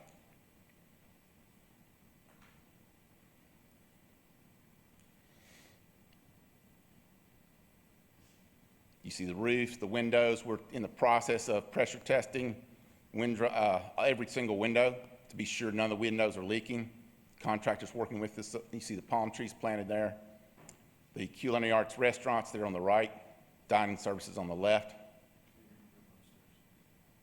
Yes, sir. And there you see the community room, the upstairs windows from it, looking out on the quad. Just looking down at the STEM building, and you see the parking lots. There's still they're getting them all in good shape now. And gives you an idea of how many personnel are out there just from looking at those vehicles, number of vehicles, those are the workers. And you can say probably at least 2 personnel per vehicle, some of them having more on an average.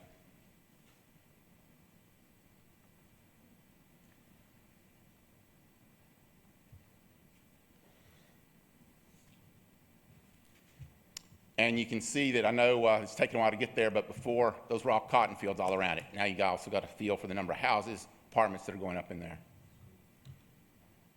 Here's some inside shots. That's STEM building.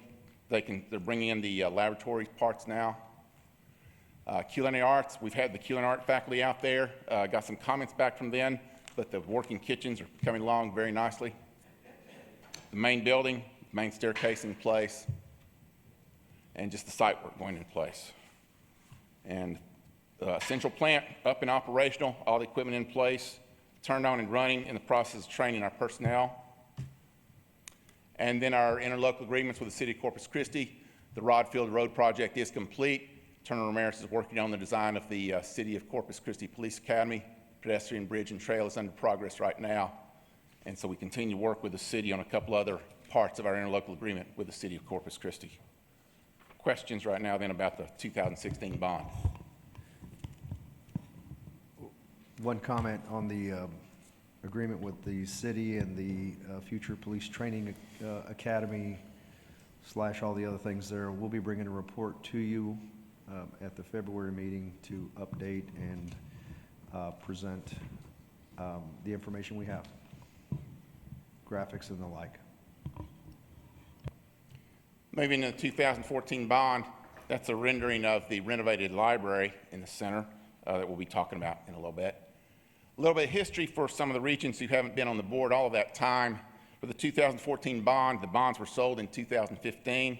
The actual election was on November 4th, 2014. July 8th, 2014 was the call for election. I pulled those dates from the regent mini records, which means the pre-work for the bond occurred in 2013, 2014, and that becomes important in a few minutes. We'll talk about some of these impacts on the bond itself. Your proceeds, $157 million. The interest income earned through October 31st, $4.5 million. So a total available, $161,495,851. Completed projects, $94,453,646, which leaves $67,042,205. And then there's a separate contingency of $7,079,703. The completed projects, the central plant upgrades, Richardson Auditorium flooring, Ventnor's fire alarm, the General Academic Music Building, Workforce Development Center, and emerging technology. So the time travel, there's a lot of different ways to track construction inflation. One is the Turner Building Cost Index. The third quarter of 2021, where we are now, a number of 1,207. In 2013, when we did our bond planning, that number was 864. You take the ratio of those, construction inflation, 40% over about an 8-year period. It's a weighted average of 4.3% per year. So that doesn't track the cost of living index, and a lot of that's in these last few years, but that gives you an idea of how inflation has impacted these construction projects. At the same time, your interest income, through October 31st, 2021, $4,495,851, about 2.864% over a 6-year period, which is about 0.47% per year, which tracks kind of what you've been hearing. But it also means construction inflation is almost 10 times what we've been earning on our interest income. What else? So when we did the planning in 2013, a lot of the critical systems in the buildings were not necessarily included. What does that mean? The heating, ventilation, air conditioning, elevators. Those systems have a definite lifetime, 20 years on a lot of these. Well, 8 years ago, they still had a lot of time left. Now a lot of them have reached or exceeded their expected lifetime. So the scope of these projects have changed. It's no longer about just come in and do some finishes and move some walls around. Now I have to replace elevators, replace electrical systems, heating, ventilation, air conditioning systems. These are significant changes to the overall scope of work of these projects. So the current projects that are listed, we have several that are within budget. We finished within budget. The general expenses, the master plan at Oso Creek. The re-roofing projects, we've awarded those. We're recommending a total budget of $7,700,000, a difference of $3,264,641. How do we fund that? From the completed projects, there's savings of $1,860,307, and then we use $1,404,334 from contingency. The Health and Fells renovation, we recommend a total budget of $6 million. That's a shortfall of $1,429,251 that would be funded through contingency. The Fine Arts Music Building renovation, and that has been awarded, is $9 million for a total project budget. The difference, $1,800,309, funded through contingency. The memorial renovation, recommend a total budget of $5 million. The shortfall, $2,480,000, funded with $2,445,809 from contingency, and then another $34,191,000 from the Campus Edge projects. The Harvin Center renovation, it has to stay within its current budget, $7,253,900. We're just now in the design phase on that project. The White Library renovation that we'll talk about in a little bit, current budget, $9,369,108. A recommended budget, $23,500,000. That shortfall is $14,130,892. That would be funded through $10,512,748 from the Campus Edge projects and $3,618,144 from the fiscal year 2021 operating surplus. And I've got a page 2 that goes with this. There's more projects. Heritage Hall demolition is underway. Stay within the budget. The workforce pilot plant project is complete. Stay within that budget number. The fire hydrants is complete. Recommend the Campus Edge at the Heritage Campus be reduced by $10 million, leaving us a budget of $1,523,448. Campus Edge at the Windward Campus be reduced by $3 million to $546,939 to leave a budget of $3 million. The general purpose renovation is probably not going to be a renovation. The original bond had as a demolition. With the budget numbers that are left, either it's going to have to be a demolition, or it's going to have to be mothballed. The police station's under construction now. The facilities planning and assessment is underway now, and renovating the boardroom. So that total difference in the budgets, after you net out the Campus Edge projects, is $12,558,154. Has that all funded? $1,860,307 from savings of this 2014 bond. $3,618,144 from the fiscal year 2021 operating surplus, $7,079,703 from contingency.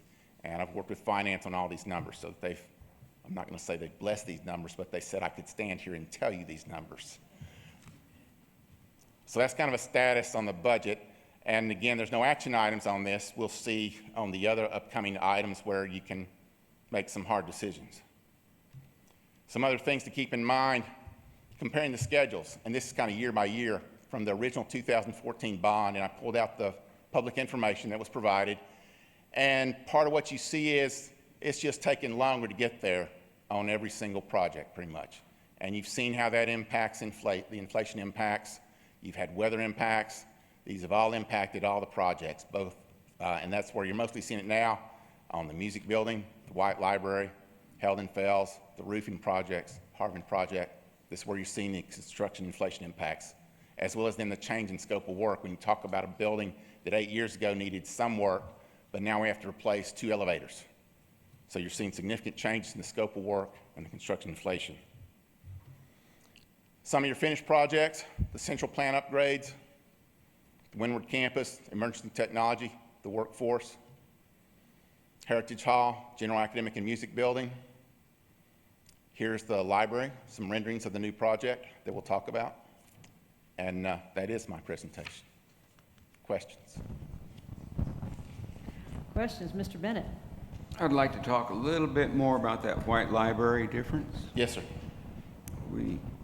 We thought it was going to cost $9.4 million, and now it's going to cost $23.5 million. Yes, sir. What are we doing there? How many square feet are we talking about?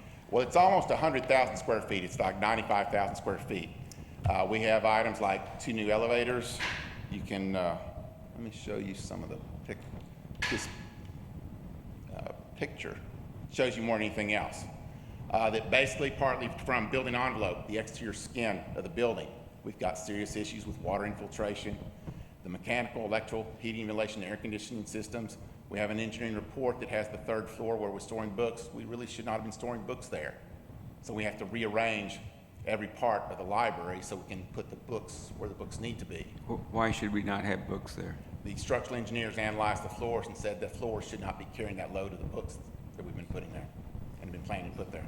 So we've got structural problems with the current building. If we don't put the books back where on the 3rd floor, but that impacts the overall operations of the library, rearranging every single place. We're bringing the testing center in there. So this is more than just a library. When you say library, it's just books. This is about students first, student services, that everything is focused on the students. The testing center coming into there, and so it's about totally making this building into a new building. It would seem to me that we could almost build a new building for $23.5 million. You could get not the same size building. If you pick a number of like $500 a square foot, which is ballpark kind of the going price today for a building like that, that would get you 40,000 square feet, which is significantly smaller than what you've got. But then you still have the soft costs that go with that, the design, the engineering. You'd need another 12 months to design that. And you've seen the construction inflation. So add that another 5% on the $500 a square foot. You're talking about $525 a square foot. Just so, yes, you could build a new building for that same money. Yes, sir. It would not be the same. And then you'd have the challenge of what do we do with a 5-story, 100,000 square foot building. And you're from San Antonio. Yes, sir. What's the square footage cost up there? It's more. That part of what drives the cost there, and they're not that much more. It's the similar market. You have some of the same contractors. Spa Glass is down here now working on the state aquarium. The hardest part across the state for a lot of the contractors, and for example, when we look at the White Library, we only had 2 contractors bid it, and their bids were very close together. They were within $600,000 on a $20 million project. And I was partly concerned about that while we only need 1 bid, we need the right bid. $10 million would have been a much better price. But we wouldn't have got the same level and quality of work. The challenge all the contractors are having are finding enough good quality subcontractors who will show up and perform. It's a major staffing problem. On our side, it's good for us because of our programs, the carpentry, heating, ventilation, air conditioning, electrical. We have all the skilled trades, training them for the construction industry. The architecture program, the engineering program, these are all feeding into this. But across the country, and especially here in Texas with everything going on, there's a shortage of workers, and that runs through everything. You heard earlier the discussion about the price of gas. Well, except for what comes from Corpus Christi, everything has to come here on a truck. And every time the price of gas, diesel goes up, the price of the equipment goes up. Just get in here. So we're seeing direct impact. So yes, there are other choices. So yes, sir. And have we reconfigured? The original bid was 9.4. The original estimate was 9.4 million. Yes. Have we reconfigured that so it's really not the same thing that we're looking at for 23.5 million? That is correct. The scope of work has changed. When you look at that construction budget, the original budget for the project, it did not include replacing 2 elevators. It did not include taking the buildings and what was on those different services and moving them to every single different floor, and correspondingly those kinds of changes. That it was not nearly that. When you look at that budget of less than $10 million for a 100,000 square foot building, that's $100 a square foot approximately for construction costs. It sounds like our original estimate was just flat low. That's possible. I'm not going to comment on that. These are. You weren't here then. I was not here then, sir. But I do know these are all snapshots in time. When we prepare this kind of information, we use the best information available. A lot of times in preparing for bonds, if you do not have the good kinds of assessments, for example, if they had known that the third floor wasn't really designed for books, that could have changed that estimate right then, because they would have known they have to move every single service they're providing in a different way. Okay, and Memorial, you're doubling the cost of the Memorial. Yes, sir. What happened there? Well, again, it's partly the cost itself, as well as that we're converting it from a classroom building to an administration building. And again, we're having to replace the elevators, the electrical, heating, ventilation, air conditioning system. That again, that when you look at the square footage on that building, the estimate there was around $100 a square foot again. So we're looking at numbers that we're not really addressing what I'm going to call today's scope of work. And it's just those kinds of challenges occur on these kinds of bond projects sometimes. You can't build a house for $100 a square foot. No, sir, you can't. Not today's market. That's interesting. That helps. Yes, sir. I don't like what you told me, but it helps. No, sir, I expected that, and I understand that these are, but when you overlay the changes in inflation, 40%, and when you look at a building that, well, no, we were not going to replace the elevators, we can say, well, we probably weren't, but probably now those elevators have reached or exceeded their life. The electrical, heating, ventilation, air conditioning systems, as well as partly just from the building code, that if we were just coming in and knocking down some walls, that'd be one thing, but we're knocking down all the walls. The fire code, the building code has changed. The city now is saying, well, okay, you have to replace the elevators because they no longer meet the current codes. So we've got a lot of work that's being driven just to stay code compliant. But you are correct that we could build new buildings, but it wouldn't be the same square footage, and we'd have to start over from scratch on any of that. Yes, sir. Yes, sir. Other questions or comments on the update? I really appreciate the time that you spent in bringing this all, because I think it's put this in great context for those of us who've been around and for those that are new. I think the context was really, really important, so we appreciate it. Thank you, sir. Thank you. All right, our pending business list, covering a whole lot of things in December because we're not having a January board meeting. So this is the price we pay for not having a January board meeting. In February, we'll have our quarterly investment update. We'll have the tuition discussion, our annual ethics update, and discussion on our 60 by 30 strategic plan and Del Mar steps, and probably get a really overall, I think Dr. Escamilla, a good context for what the commissioner is proposing. It would be really interesting for the board to hear the potential changes in the 60 by 30 plan in that presentation as well. Absolutely. And then in March, we'll have our next strategic plan KPI discussion, along with some faculty and staff compensation discussions. Any questions about our pending item list? Madam Yes, ma'am. Chair, I just add that I think also in February, we'll have the wrap-up by the bylaws committee. Thank you. Yep. Would you add that to the pending list? Thank you, Delia. Thank you for that. Anything else, Regents?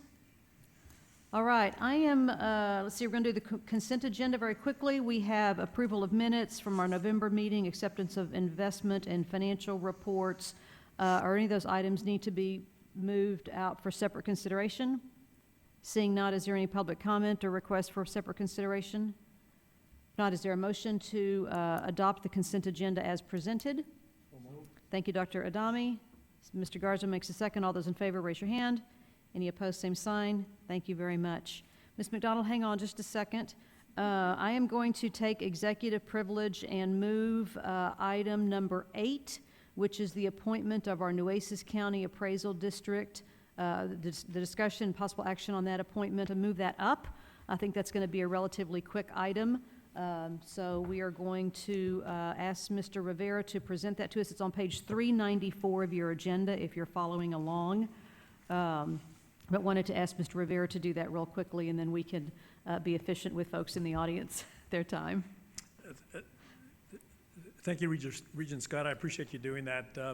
So Regents, on this item, just quickly, legislation authorized Del Mar College to appoint a representative to the Nueces County Appraisal District Board back in 2013. It's a 2-year appointment, and it's currently set to expire on December 31st, 2021.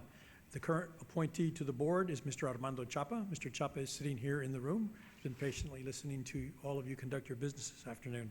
The appointment was announced by Regent Scott at the September board meeting, A formal application period was actually opened up to solicit any letters of interest between November 17th and December 1st. One letter of interest was received from Mr. Chapa. The letter has been included in your board packet, and like I say, he's here. If you have any questions for him, it's ready for your board action, and so I leave it for you to take it on up now. Mr. Chapa, please come up and just say a few words, and then we'll take an action and move on.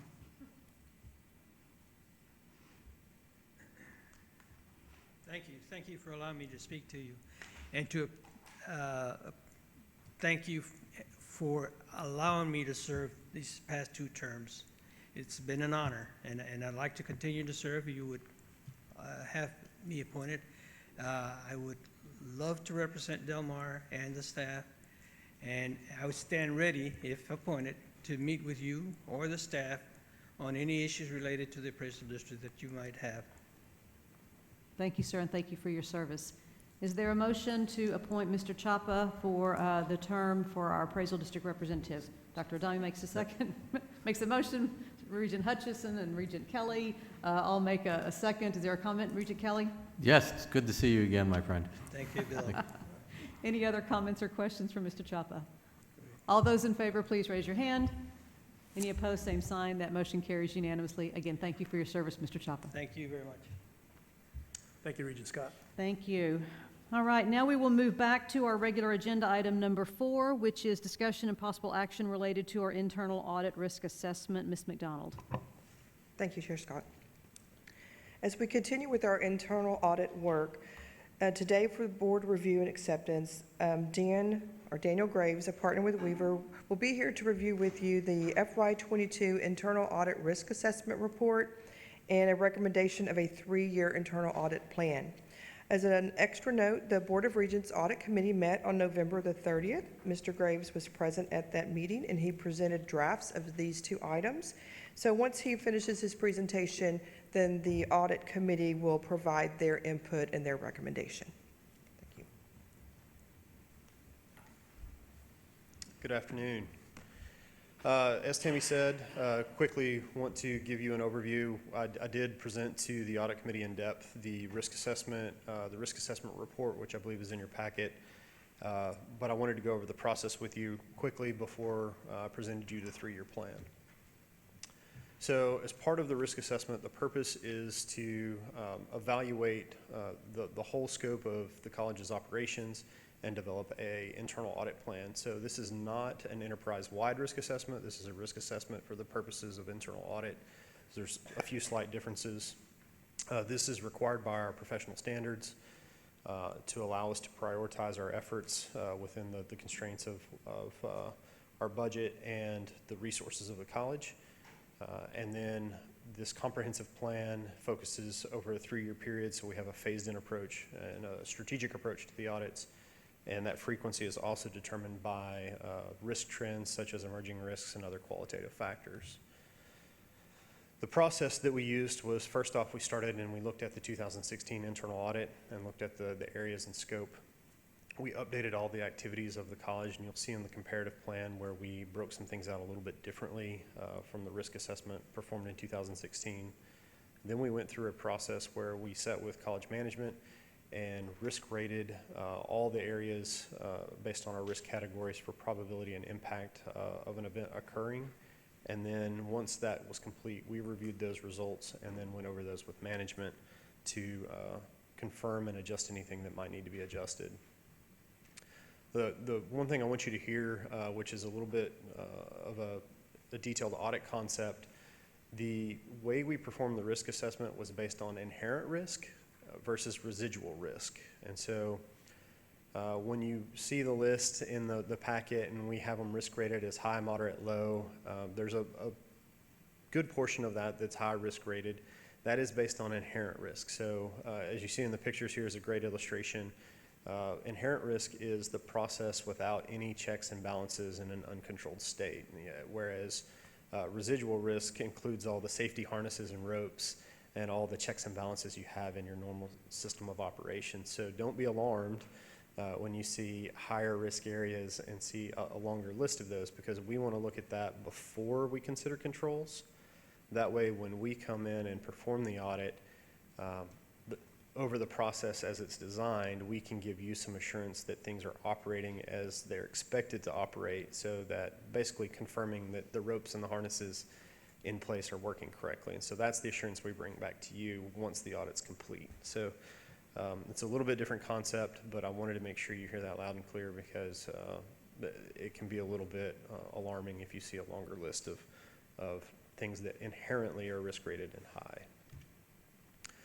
We assess probability and impact. So probability is the likelihood that a risk event would occur, and the impact includes the magnitude of the event, the velocity, so how fast that would occur, and then how long it would occur, and the persistence.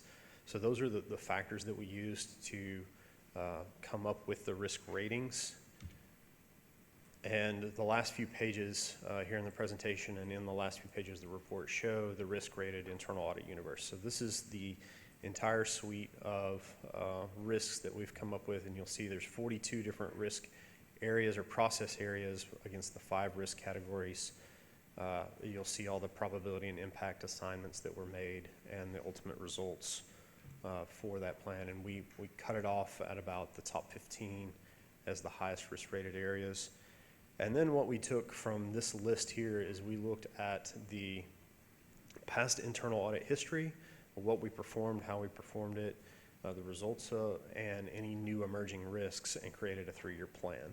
And so with that plan coming to you today, we're recommending, based on Mr. Strybos, his presentation, the amount of construction activity that's going on, we see that as an emerging risk. And so we're recommending a construction audit for the fiscal year 2022 plan, along with information security. We've done some work in the past on IT, mainly around general controls, but nothing really IT security focused. It's time to do that because it's always a concern and always a changing risk. And then purchasing, based on the timing of when we last performed that, we'll perform a specific scope purchasing audit around compliance, really a compliance-driven focus, along with the follow-ups for the few. I think we have about 5 or 6 findings that are open from our prior internal audits, so a little 1 and 2 here on these different categories.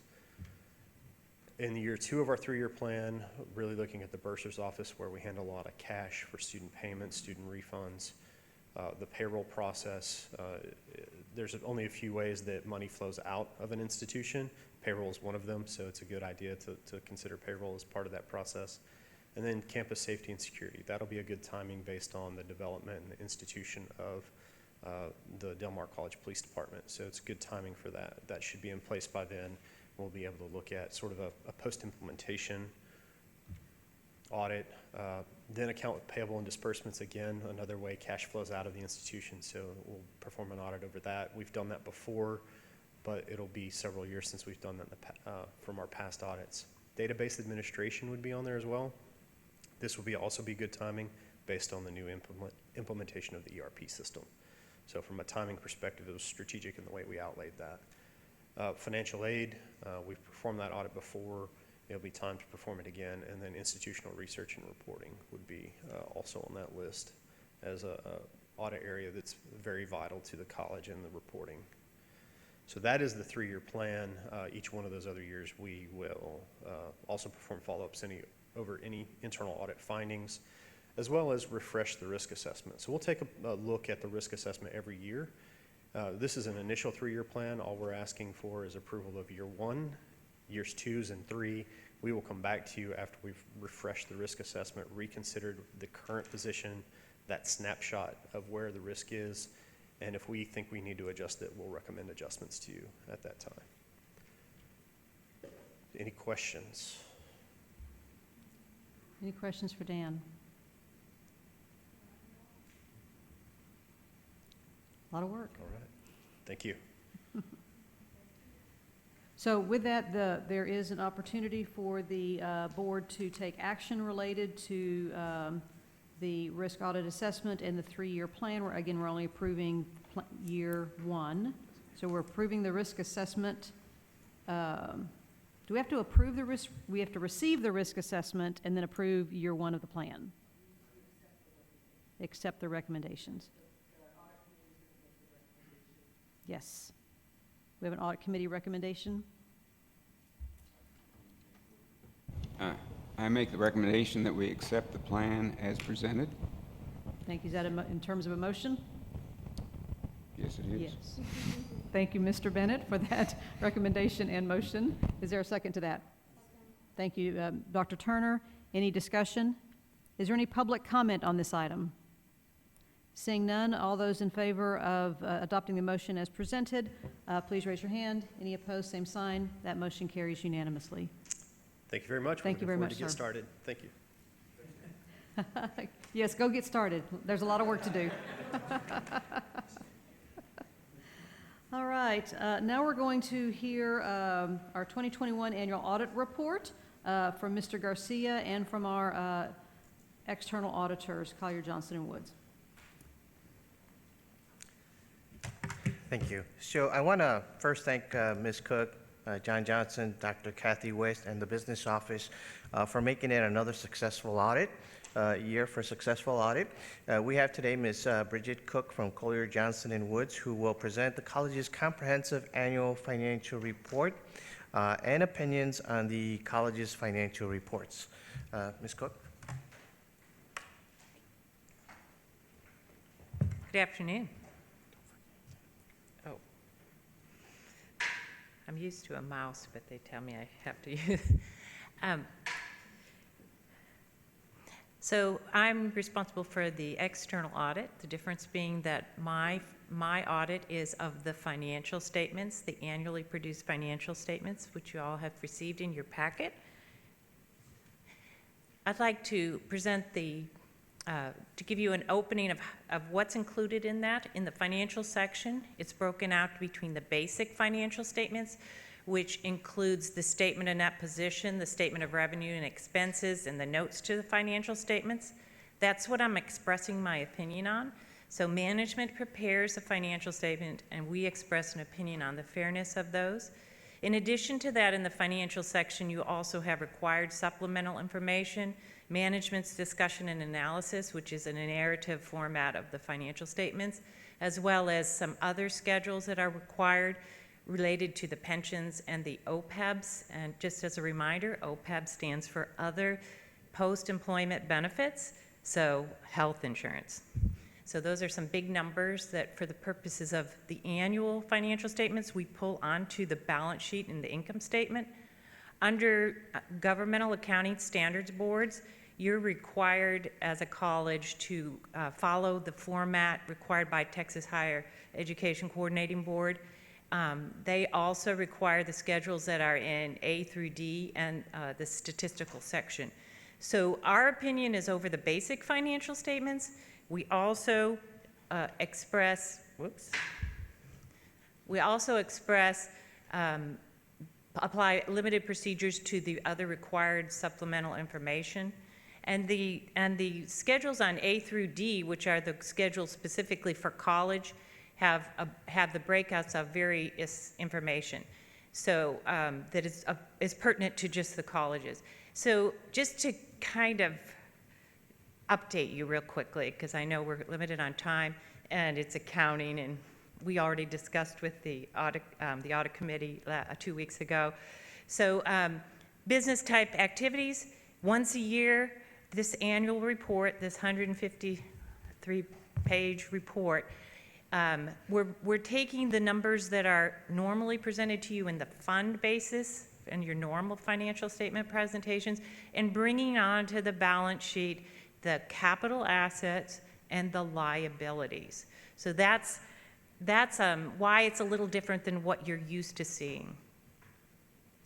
So starting with the statement of net positions, which is the balance sheet effectively, your overall total assets and deferred outflows compared to the prior year decreased by $1.6 million. And the components of that are primarily on your OPEBs, your deferred outflows, which relates to the OPEBs, the pension plans, and the health benefit plans. So when I'm saying that we take our regular financial statements that are based, as most governments, on funds, and we bring those onto the balance sheet as a liability, that number is one of the big changes. I mean, other than that, on the balance sheet, your as far as your assets are concerned, your cash went down, but your capital assets went up because we had a bunch of construction and new projects. So the OPEBs is the main decrease, and I wanted to kind of show you this once a year, kind of show you, because it kind of is all over the place. So as we discussed a little bit in the audit committee meeting, the pensions and the OPEBs, I broke them out between what's in assets and liabilities, and just to kind of show you that two things, the two takeaways. The net pension liability at August 31st, 2021, these are based on actuary reports, is $22,030,500.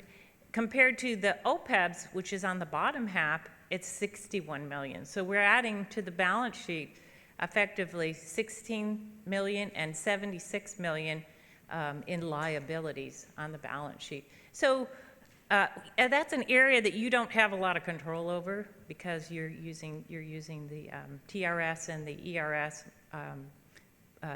for those services as well as you're adjusting to their annual actuary reports.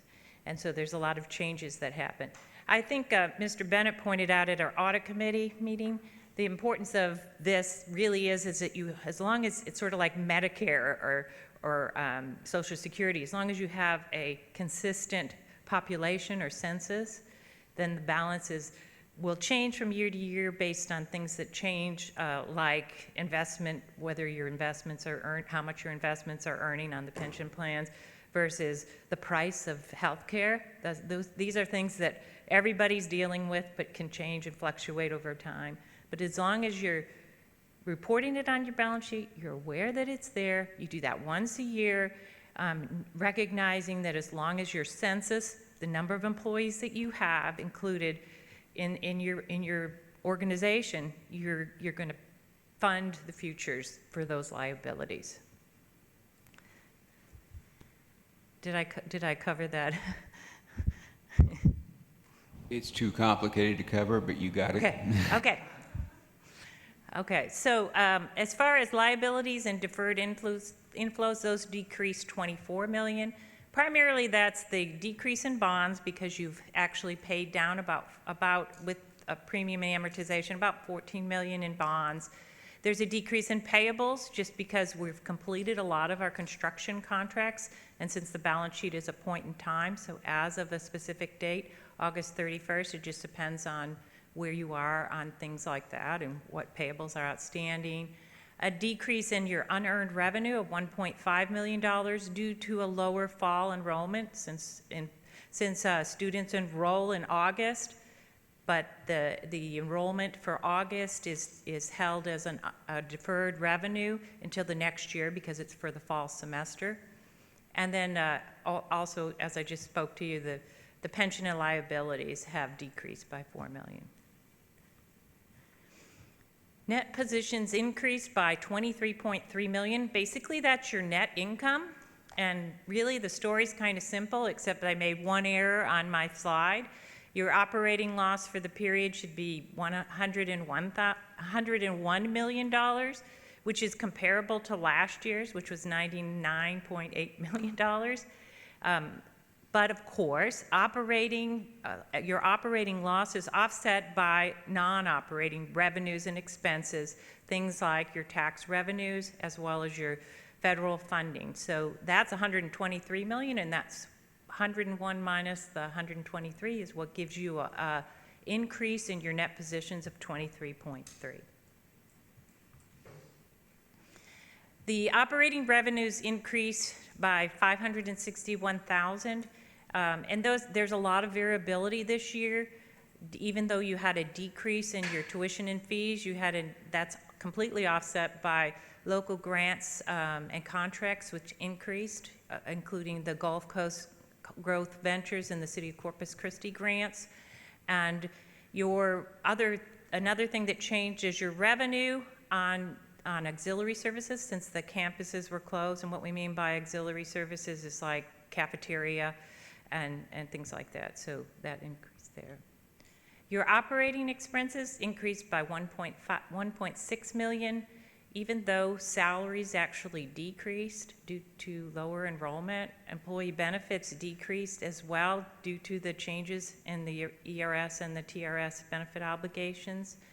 Other costs, however, increased by $4.4 million. Mostly that was the CARES Act benefits, which increased by $5.3 million for scholarships and fellowships given to students.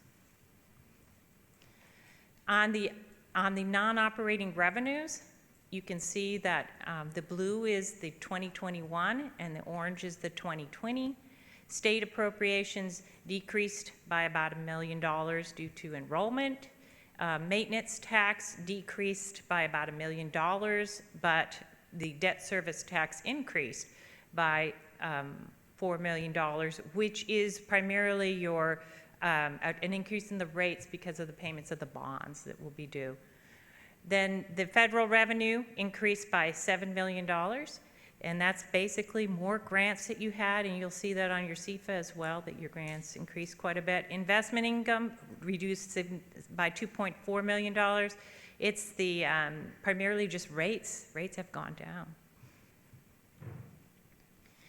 down. As far as this pretty much summarizes the chart, so I'm going to skip over it. In addition to the financial statement audit that we have expressed an unmodified or clean opinion on, that the statements are fairly stated in all material respects, there are 2 other additional audit reports that are included in this federal and state awards section of the financial statements.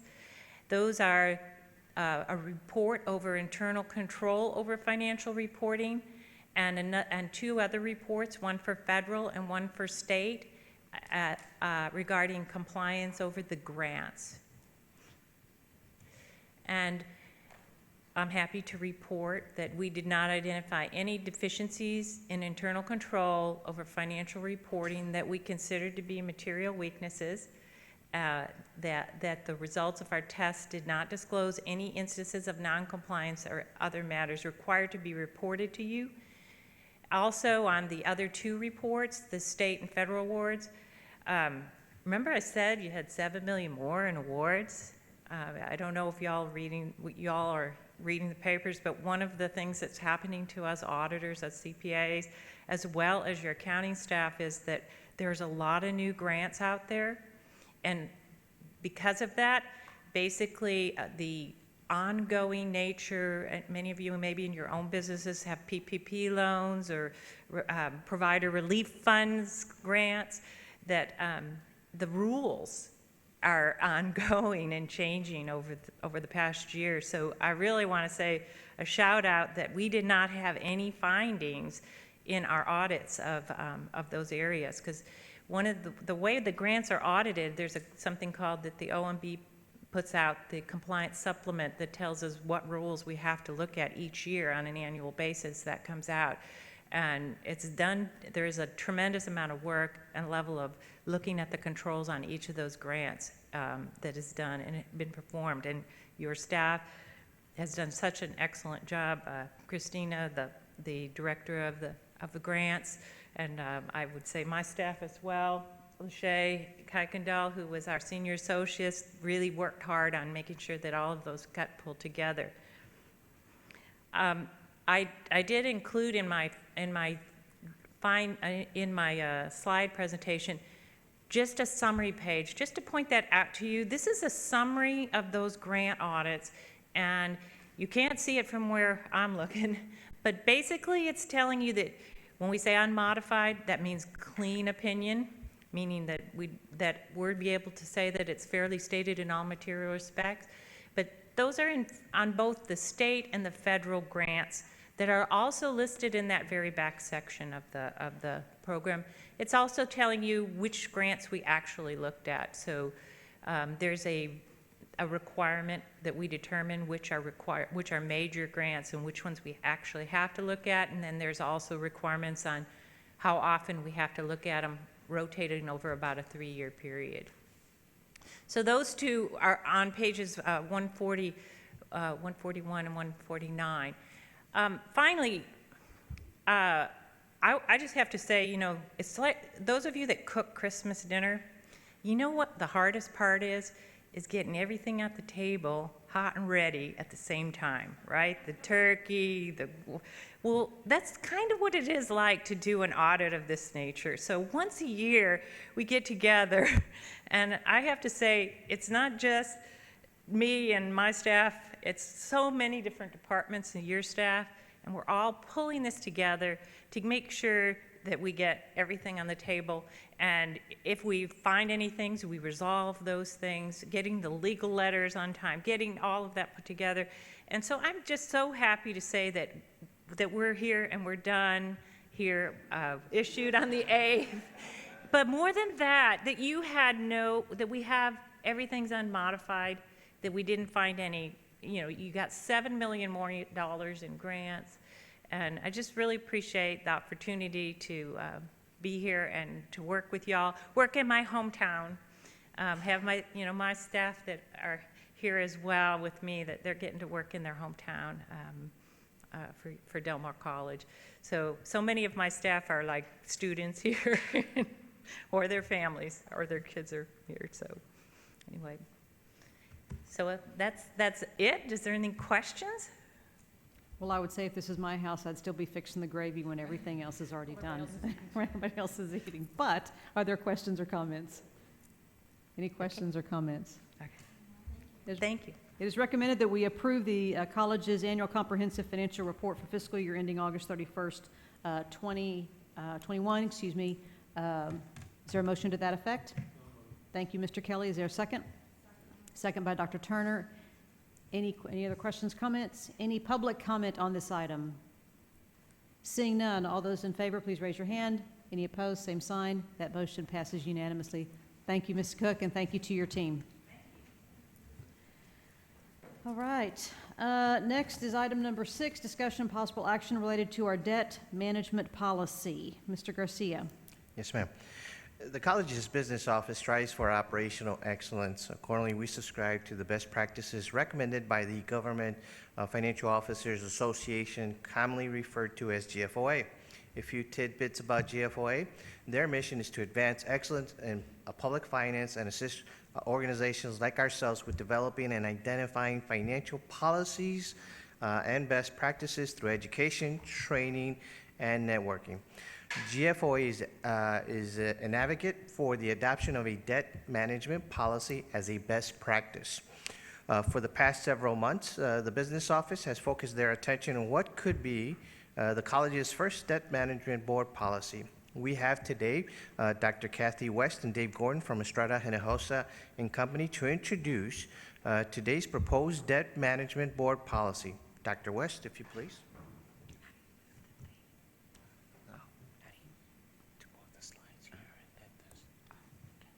Good afternoon, Regents and Madam Chair. We are bringing to you today our proposed debt management policy that is in your packets for your consideration and just turned off the speaker. Okay. And so I have put together a high-level overview of the policy, and then I'm going to turn it over to Dave Gordon, our bond advisor, who is going to get into more of the specifics of the policy. The purpose of a debt management policy is to articulate the college's goals with respect to debt, enhance the ability to make decisions on issuing debt obligations, and exhibit a commitment to long-term financial and capital planning that ensures fiscal prudence and financial stability. And it also demonstrates to the rating agencies that the college is well managed and more likely to meet debt obligations. As Raul said, we adhere closely to the GFOA's best practices. And not only that, but if you remember back in February of 2021, Tammy McDonald and Weaver brought to you some recommendations on board policy. And best practice did include that the board policy include a debt management policy. But also the GFOA best practices recommend that state and local governments have a debt management policy in their board policy. We very thankful to Dave Gordon, our bond advisor, And also Tom Spurgeon, our legal counsel, assisted in developing this policy. And then you have the board approve. You should review it periodically. And another side note that I wanted to mention is that this year, for fiscal year 2022, we're going to submit our budget report to the GFOA for the Distinguished Budget Award.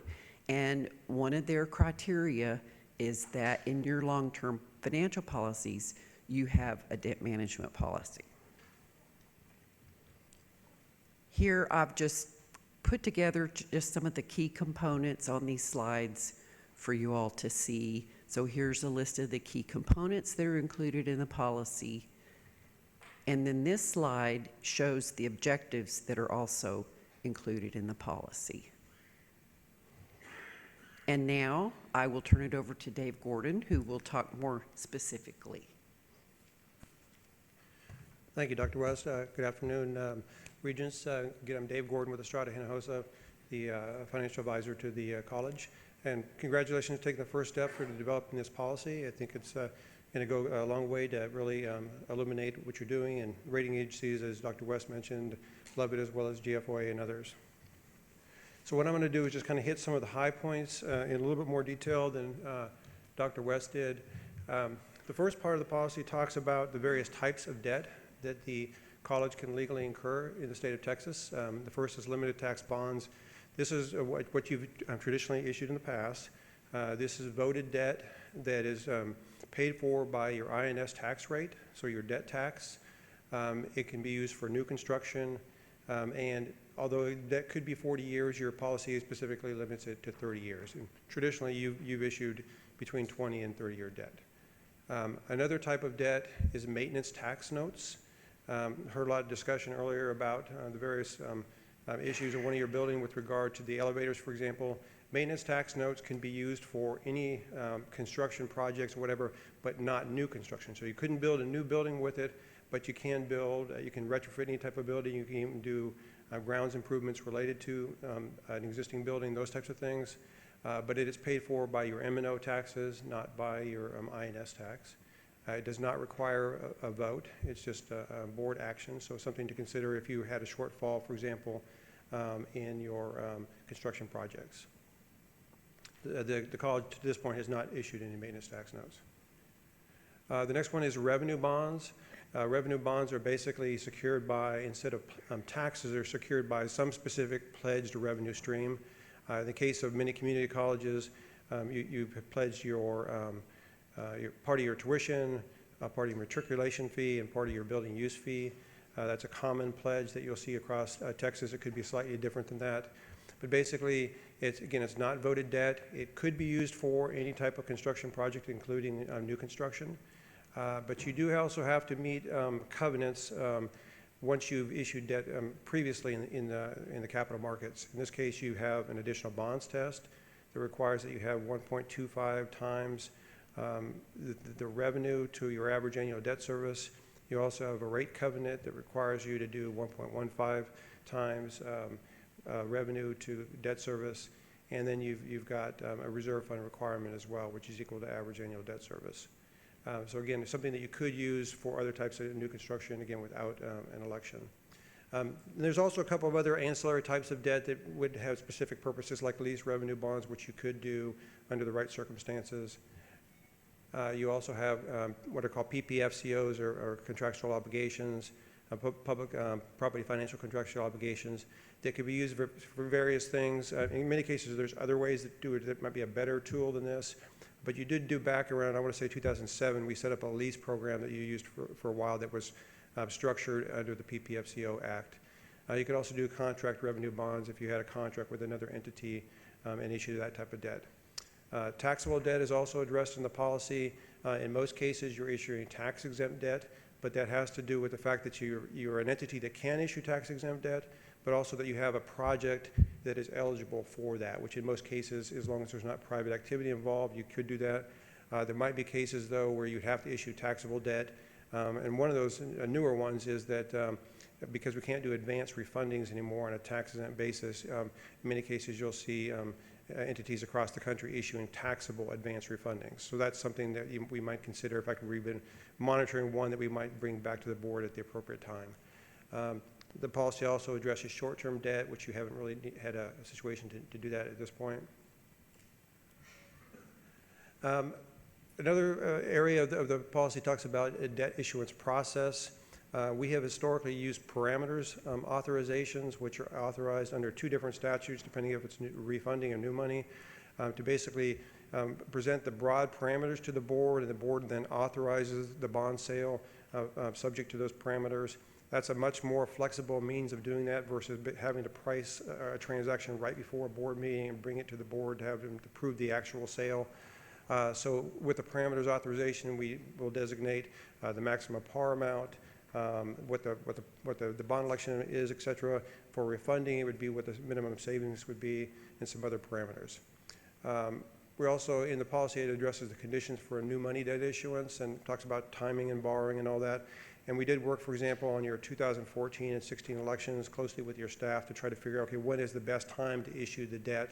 And obviously there's some negative carry of the interest rates, but we've also seen, you want the funds to be available when you need them, so you, for example, not subject to inflation, construction inflation, and things of that nature. And debt structure, your policy specifically talks about keeping that as short as possible and ability to pay that back as quickly as you can, but still accomplishing the specific objective. The refunding bonds are certainly a big component of what you do, and we as your financial advisor continue to monitor your debt portfolio and the market conditions, the call dates that you have to make sure that if there's an opportunity to refinance something for savings, then we bring that forward and present that to you. In general, you would like to see at least a 3% savings on those obligations, but there might be opportunities where you'd need to restructure debt, for example, for various reasons, even tax rate limitations or things of that nature, which you might kind of violate that objective, and your policy specifically lays that out. In general, refunding bonds would not exceed the term of the final debt that you're refinancing. And actually, it's not addressed in your policy, but there's actually also a state law that talks about what's called a par-to-par test, where a community college in Texas for GO debt can't issue more new debt than the old debt. So that provides an additional consideration that's not really in the policy itself. And in general, when we sell debt in the capital markets, in most cases, we're going to have an approximately a 10-year par call, and so you would like to exercise that call at the earliest possible time. In general, you don't want to go past that call date because you're paying off the old debt at a higher rate, assuming that it's something that economically could be refinanced. The policy also addresses what's called the method of sale. There's 3 primary ways you could do a sale. The college is typically done what's called a negotiated sale, which is basically we select underwriters. The underwriters then find the investors on the day of pricing. We work with them to make sure that they get the most cost-effective rates on that particular day in the market. And this methodology is used throughout the country, in Texas as well. And again, it's the way that you have typically gone to the market. You do get to control some of the economics when you do that in terms of what underwriting firms actually benefit from the sale. Another methodology that could be used on similar transactions would be a competitive sale, where you basically post the offering on a website and various investors come and bid. In many cases, a competitive sale or a negotiated sale for the right size transaction, the right market, and the right credit, you could do either one, and there's some pros and cons for both of those. Another final way to go to the market is through a private placement, which is what we did actually earlier this year, you may recall. And for specific transactions, either particularly short transaction or a smaller one, or in some cases what we'd call a story bond, it might be more cost effective to do a private placement. And again, we did a small refunding earlier this year using that methodology. Reporting requirements are also addressed in the policy. You're subject to a rule called 15C212, which governs, once you've gone into the public markets, you've basically covenanted that you'll follow these rules. In essence, you'll file certain disclosures within 6 months at the end of your fiscal year, particularly your your audit, as well as certain other financial information. And then there's some material events that you have to respond to as well. There's 14 of those that are outlined. That basically things like if you had an unscheduled draw on a reserve fund, you'd have to file a notice that you did that. There's also certain, for tax-exempt obligations, there are certain arbitrage rebate issues where you have to basically track proceeds of bond sales and track the investment earnings like we heard earlier, and you have to file periodic reports, and your policy addresses that. And then finally, kind of on the reporting side, the CFO will provide debt management reports to the CEO and the Board of Regents after every sale. A rating agency is certainly a big component in any bond sale. And in general, the ratings are a means to an end. You'd like to maintain those strong credit ratings that you have. You've got a double, for your geo debt, you've got a AA from S&P, AA2 from Moody's, which is basically equivalent, and AA plus from Fitch. And then you've got a AA and a AA 3 from Fitch and S&P, I'm sorry, Fitch and Moody's for your revenue bonds.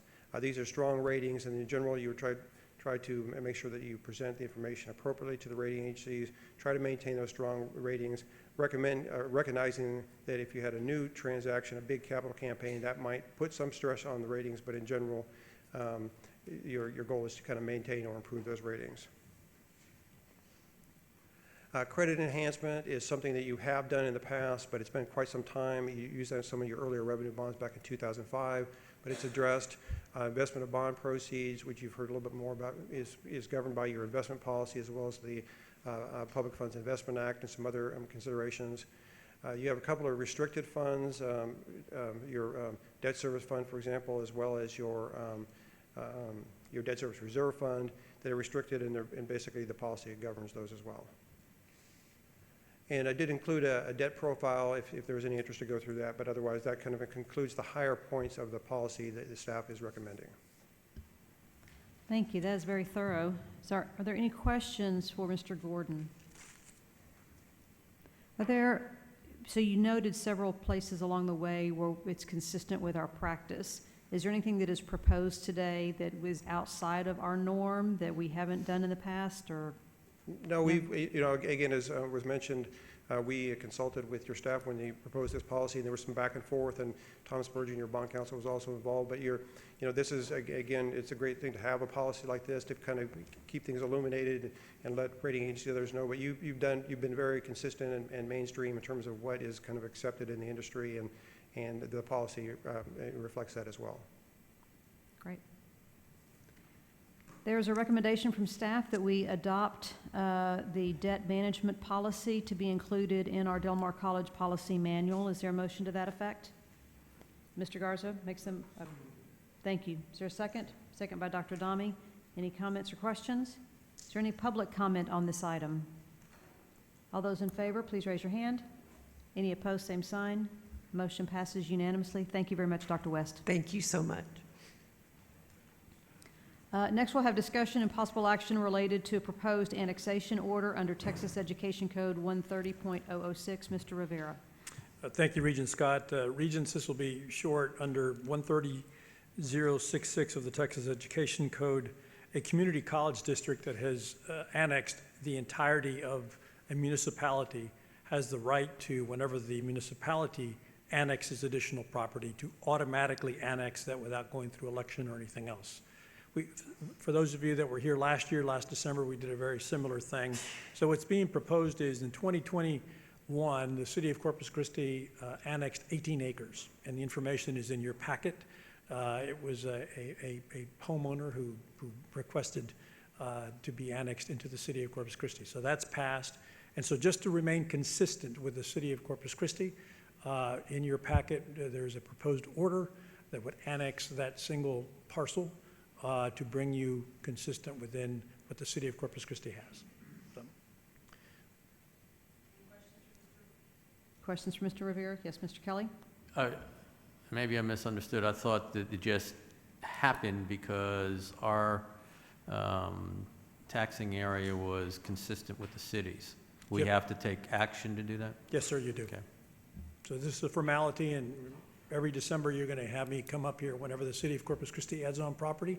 I'm going to come before you and ask you to do the same.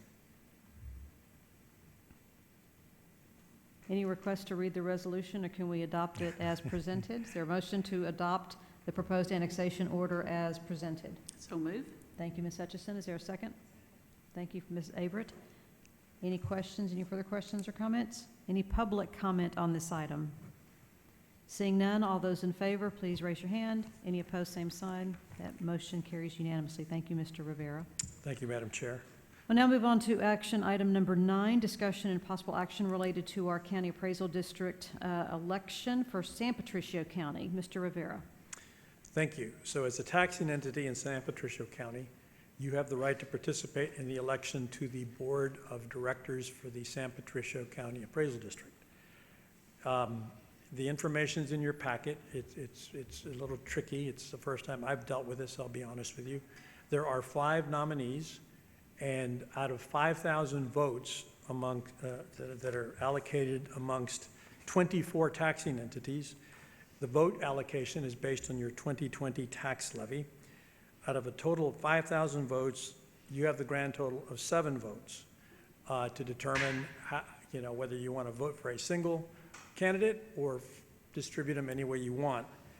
I will tell you that just by way of background to help you and provide context, as Madam Chair likes for us to do, 5,000 votes, GPISD has 1,400 of those votes. San Patricio County has 1,108 of those votes. And GPISD has, they cast all of their 1,400 votes in favor of Dr. Ann Matula at a prior board meeting. San Patricio County did the same thing for Marcella Thormalin. They cast all their votes. So that's, if you read their minutes, that's how they've done it. There's been a motion made allocating all the votes one way or the other. You don't have to do it that way. I leave it up to you for discussion, and I'll walk you through this. But again, you have a total of 7 votes. Does anyone have a motion to make regarding the allocation of our 7 votes among any or all of the 5 nominees that were presented in the packet?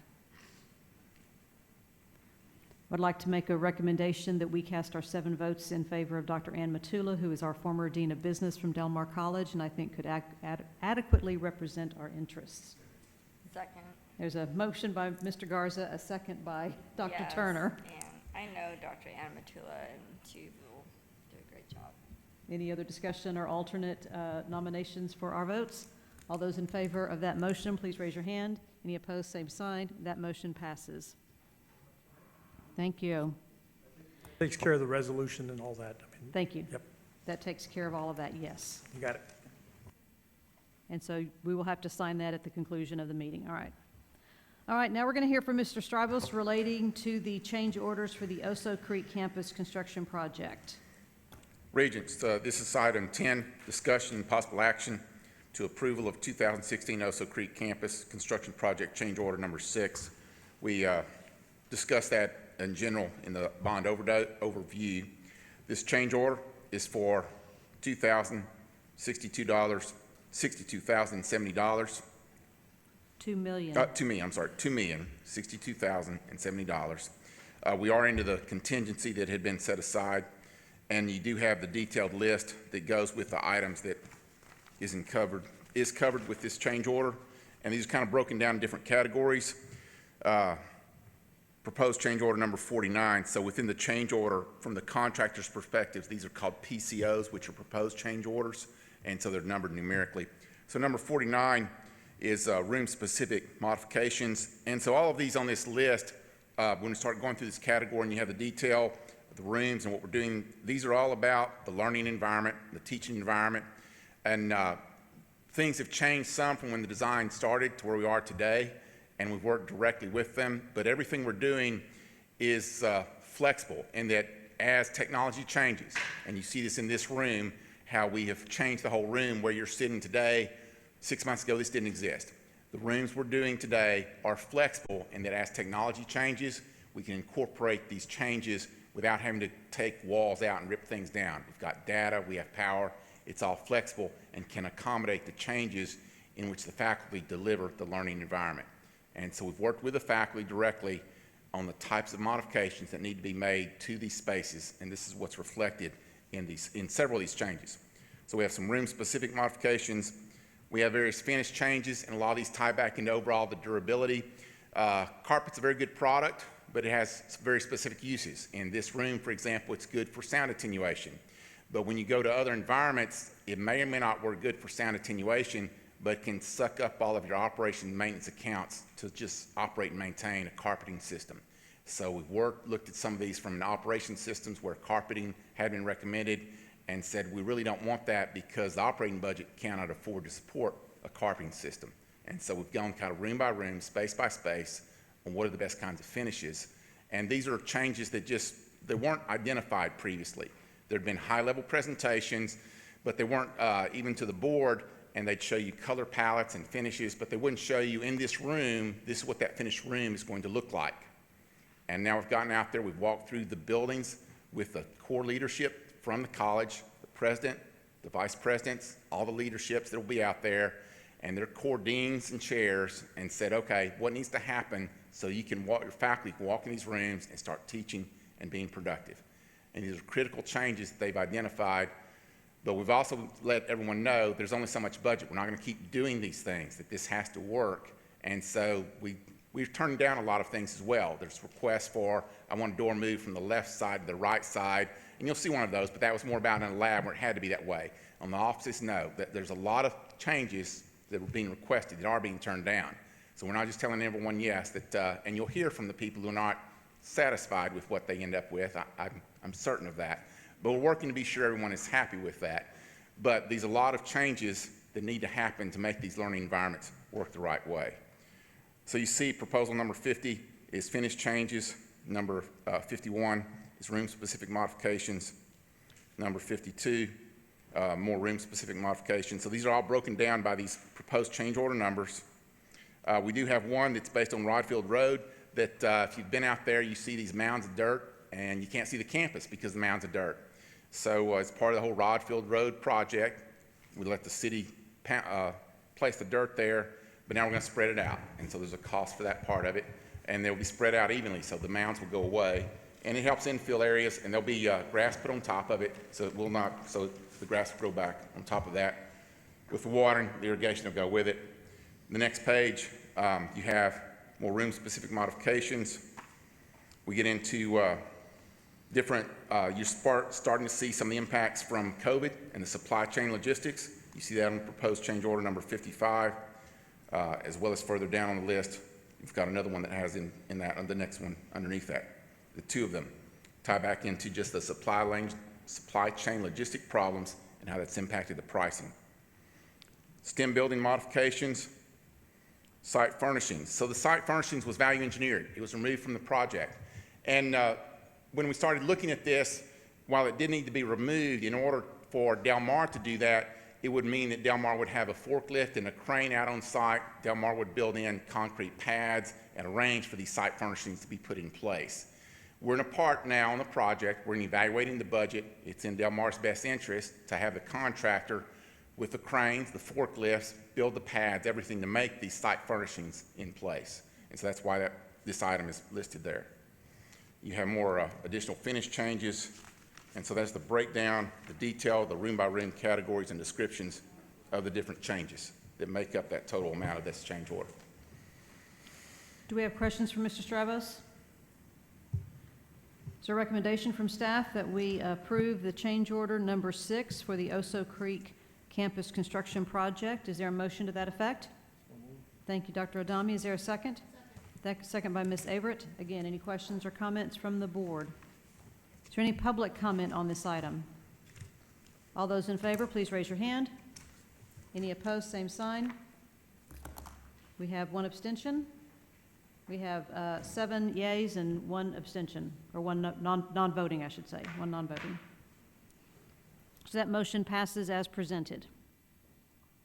The next item is number 11, with discussion and possible action related to the award, a request for competitive seal proposal for the White Library renovation. This is a competitive seal proposal in which it's a qualification based, and so this is for the White Library. You've seen the budget that's been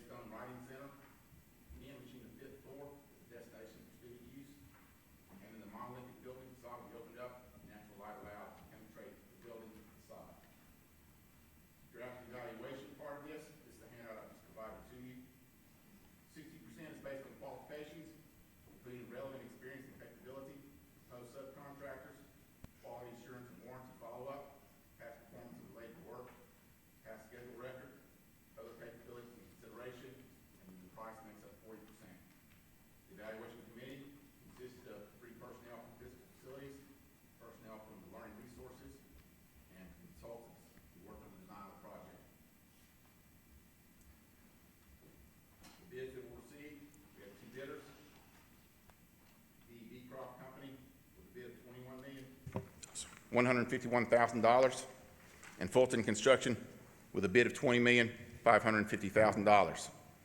Based on the combined scoring, the price, plus the evaluation of the qualifications, we're recommending that B.E. Beecroft, with their bid of $21,151,000, is the ranked number 1 score. Fulton Construction is ranked number 2.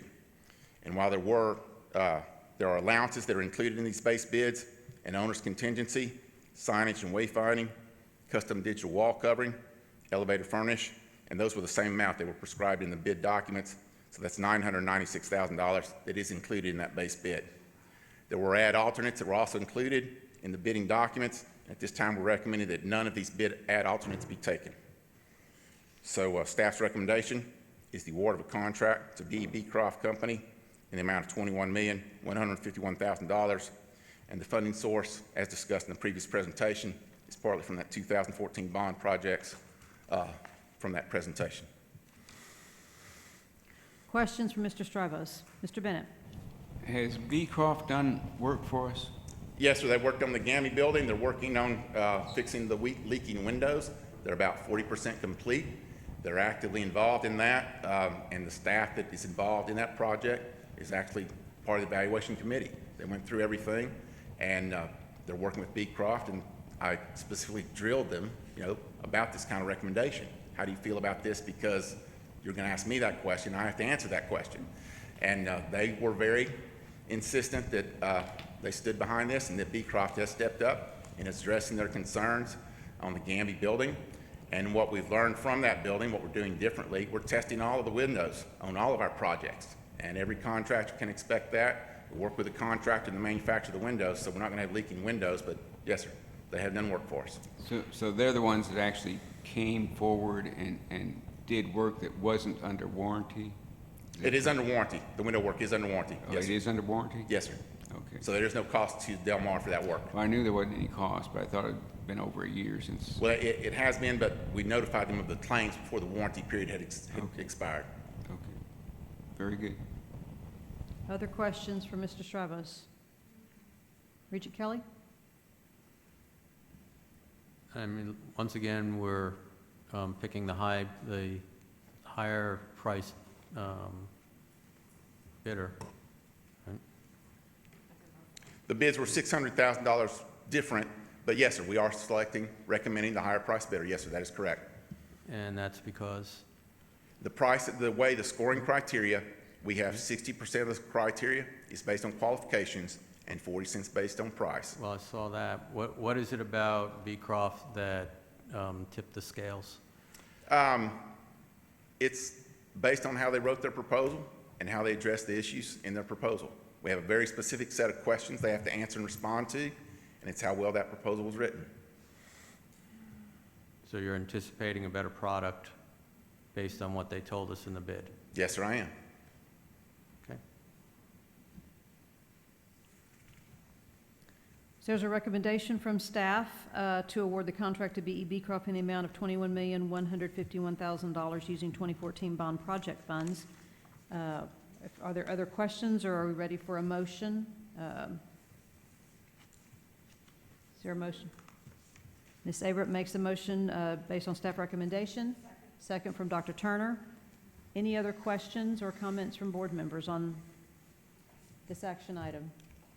Is there any public comment on this action item? I had one comment. Yes, I ma'am. just want to say thank you for the evaluation criteria, adding all of this. Is really, for me, it's really helpful in identifying everything. Thank you so much for doing this. All right. Seeing no other questions and no public comment, all those in favor of the motion, please raise your hand. Any opposed, same sign. That motion passes unanimously. Thank you, Mr. Strivos. Thank you. Next item is related to the short-term lease for Westdot Inc. for mobile examination clinic. Mr. Strivos. So this agenda item, the discussion and possible action on short-term space lease to Westdot for a mobile examination clinic. That this is one of the child agencies of the Center for Disease Control, that they have done this in the past. They stopped doing it during COVID. And what they have are 4 portable trailers, and they'll come out and they conduct in-depth surveys to designated to evaluate the health and nutritional status of adults and children in the United States. This survey combines information from interviews and physical examinations, and they have an acronym that they go by. It's part of the National Health and Nutrition Examination Survey. It's run by the National Center for Health Statistics, part of the Centers for Disease Control and Prevention. It's part of the Department of Health and Human Services. They'll operate this mobile examination clinic consisting of 4 portable units. It'll be located at the Windward campus where the portable buildings are, so it's an unused part of the campus already, but we have existing power and water that they can tap into, and they will pay us a lease rate for this. This is short term from approximately January 26, 2022 through April 15th of 2022, and there is the possibility of our nursing students being able to help participate in this program. Any questions for Mr. Stravos? I just have a question. Is this an unusual lease? I mean, do we approve all leases like this? Usually you do not, and I had people tell me they need to come here, and I worked with Augie on this, and for a variety of reasons felt it better for it to be public and more than anything else. Okay, So that there's you're aware of. nothing in particular unusual about this? No, there's not. Okay. No. And they talked to Texas A&M Corpus Christi, and they could not accommodate them. They didn't have enough space. And they like partnering with colleges and universities in very public locations. Other questions? Staff recommendation to authorize administration to negotiate and execute the lease and terms with Westat as presented. Is there a motion to that effect? Mr. Kelly and Dr. Adami, Mr. Hutchison, we have lots of seconds on that one. Is there any public comment on this item? Seeing none, all those in favor, please raise your hand. Any opposed, same sign. That motion passes unanimously. Mr. Stravos, you're with us for a while today. Number Yes. 13. All right, but the end is in sight. Number 13, so as part of the HERF funding, Physical Facilities has identified several different projects. This has been presented to the board, specifically at the October Board of Regents meeting. And we're going to be recommending using contractors who have co-op purchase agreements, but it's job order contracting. And in accordance with the Texas Education Code, the board has to authorize this procurement method. And so at this point, this is only authorizing the use of job order contracting for these specific projects as a contract delivery method representing the best value. Are there any questions for Mr. Stravos? If not, there is a request from staff to approve this job order contracting construction delivery method for the HERF-funded projects. Is there a motion to that effect? Thank you, Mr. Kelly. Is there a second? Second by Mr. Garza. Is there any public comment on this item? Seeing none, all those in favor, please raise your hand. Any opposed, same sign. That motion passes with one absent, seven yeas and one absent from this vote. Next item is number 14, related to the job order contract from McCloskey Engineering for indoor air quality enhancements. So this ties into the minute order that was just approved, that there are what are called cooperative purchase groups. In this particular one, the McCloskey has a contract with what's called the interlocal purchasing system. Now, they have publicly advertised for contractors to bid and vendors to bid on the different goods and services. So this has been publicly bid through them. And they have a system in place which they can come and install ionizers on our existing indoor air systems. And so these will help eliminate and limit the spread of the COVID vaccine, as well as just mold and other indoor air contaminants. So this is across all our facilities, all of our indoor air systems. They've looked at them, and so this award is for $1,101,099, and it's paid for with HERF funds. And it includes restroom fixtures and touchless restroom fixtures and water fountains as well? That's going to be the next one. This one is just the indoor air Oh, sorry, quality. I was reading Yeah, the background, no, I'm so sorry. sorry. Yeah, Any questions? this one includes the labor, material, and equipment to provide and install 126 air purification plasma bars, that's the brand name, for large cubic feet per minute heating, ventilation, and air conditioning units. Provide and install 182 air purification series ionizers for small cubic feet per minute HVAC units. Provide and install low voltage transformer for each unit to isolate supply power to the ionizer. Provide and install voltage by tapping into existing line voltage for the HVAC unit and the labor and material to do that, and then start up and training.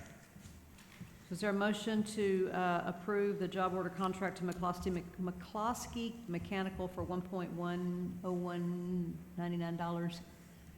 Do the number, as presented, how's that? I've got a question. Oh, I'm sorry, yes, Yes, sir. Let's take a vote.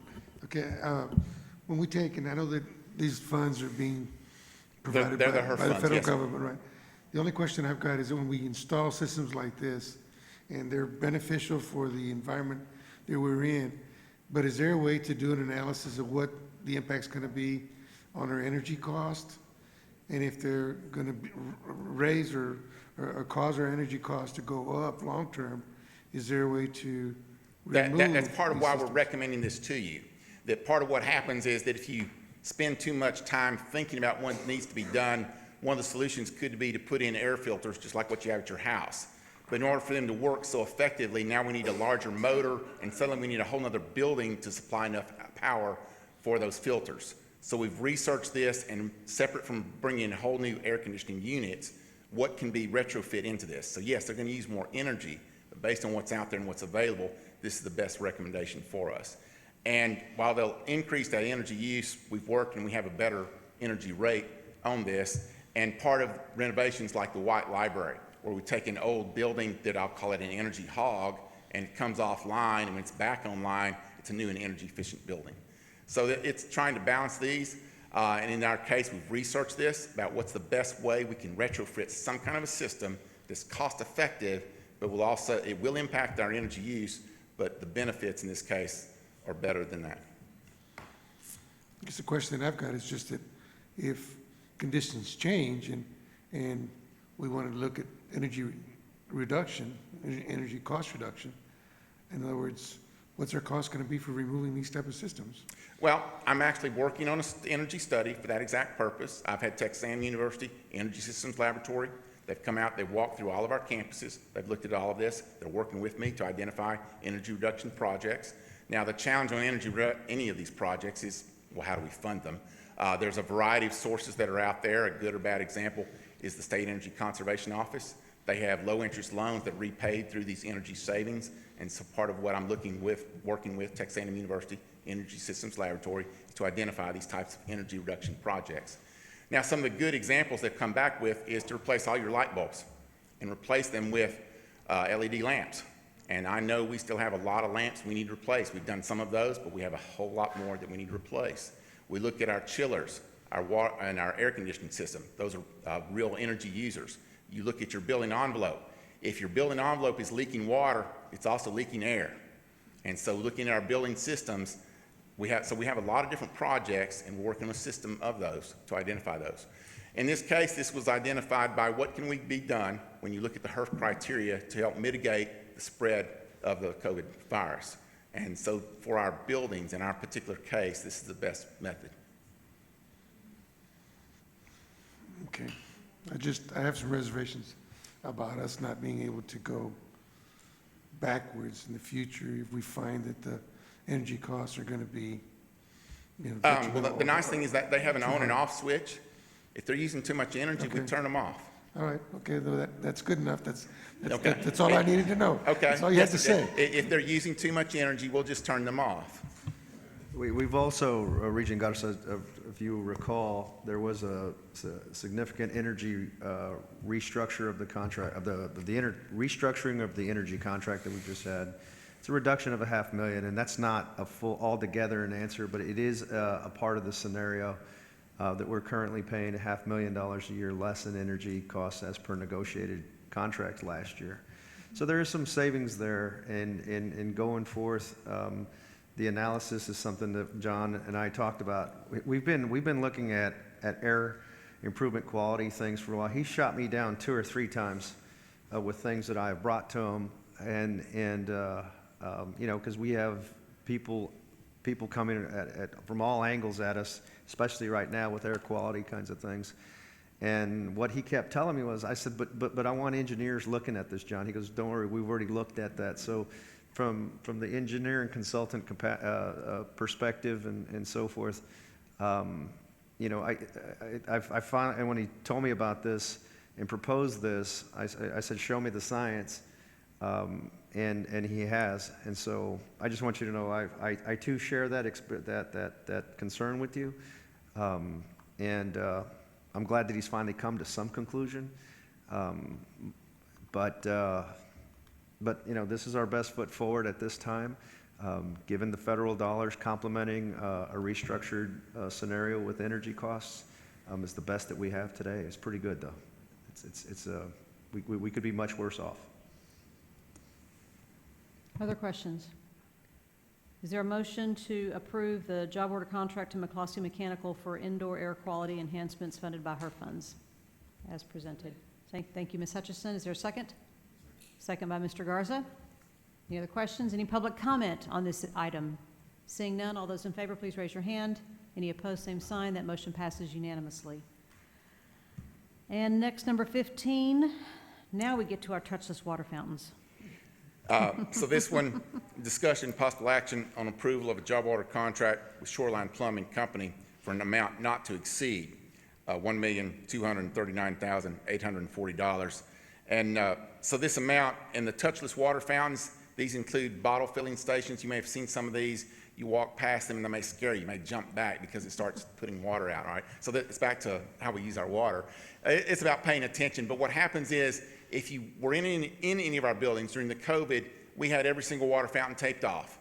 No one could use them, not for anything. They're wrapped in plastic. So these types of fountains can be open because they're touchless. And so, again, this is funded with her funds. And what they have to do is actually, it's not just a kit they put in there. They have to come in, take out the existing water fountain, put in a new water fountain.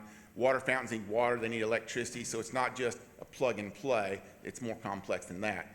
But the goal is to install as many of these as we can within the limits of this funding that's available, and that's why it's structured as a not-to-exceed amount. Other questions for Mr. Stravos? Staff recommending a job order contract to Shoreline Plumbing Company for installation of touchless water fountains and other restroom fixtures as presented. Is there a motion to that effect? Dr. Adami makes a motion. Mr. Kelly seconds it. Any other questions? Any public comment on this item? Seeing none, all those in favor, please raise your hand. All opposed, same sign. That motion passes unanimously. All right. We're going to hold on the discussion of the board action item until we come out of closed session.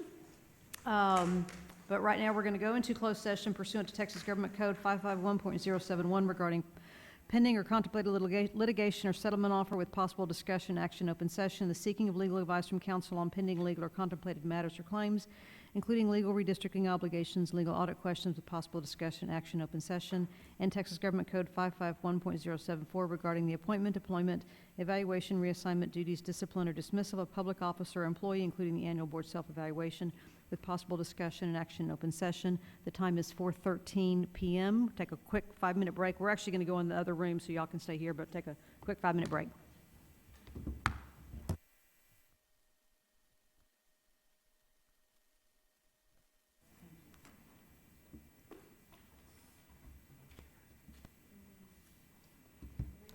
All right, Regents, we have come back from closed session at 4:40 p.m. There is no action coming out of closed session. We are tabling the discussion and possible action regarding our board action plan to the February meeting. So we'll get you the documentation associated with that that you can look at over the holiday break. Let's talk about calendaring. As Dr. Escamilla mentioned during his report, our virtual graduation is this Friday. As of next Wednesday, there's going to be a 2-week winter break, and the college will reopen on January the 5th. We, again, do not have a January meeting, and our board day in February is being pushed up to February the 1st in anticipation of several of us attending the ACCT National Legislative Summit. Any questions about calendaring? Yes, sir, Dr. Just Escamilla. one addition, Madam Chair. MLK, Martin Luther King holiday is January 17th and will be observed, so. Thank you. Yes, ma'am. I didn't know if you said that. I didn't think I you did not. Okay, just making sure. It's penciled in mine. It wasn't on the calendar, so on the 17th. And the college will be closed. Correct. Correct. All right, anything else for calendaring purposes? If not, then the board is adjourned at 4:41 PM.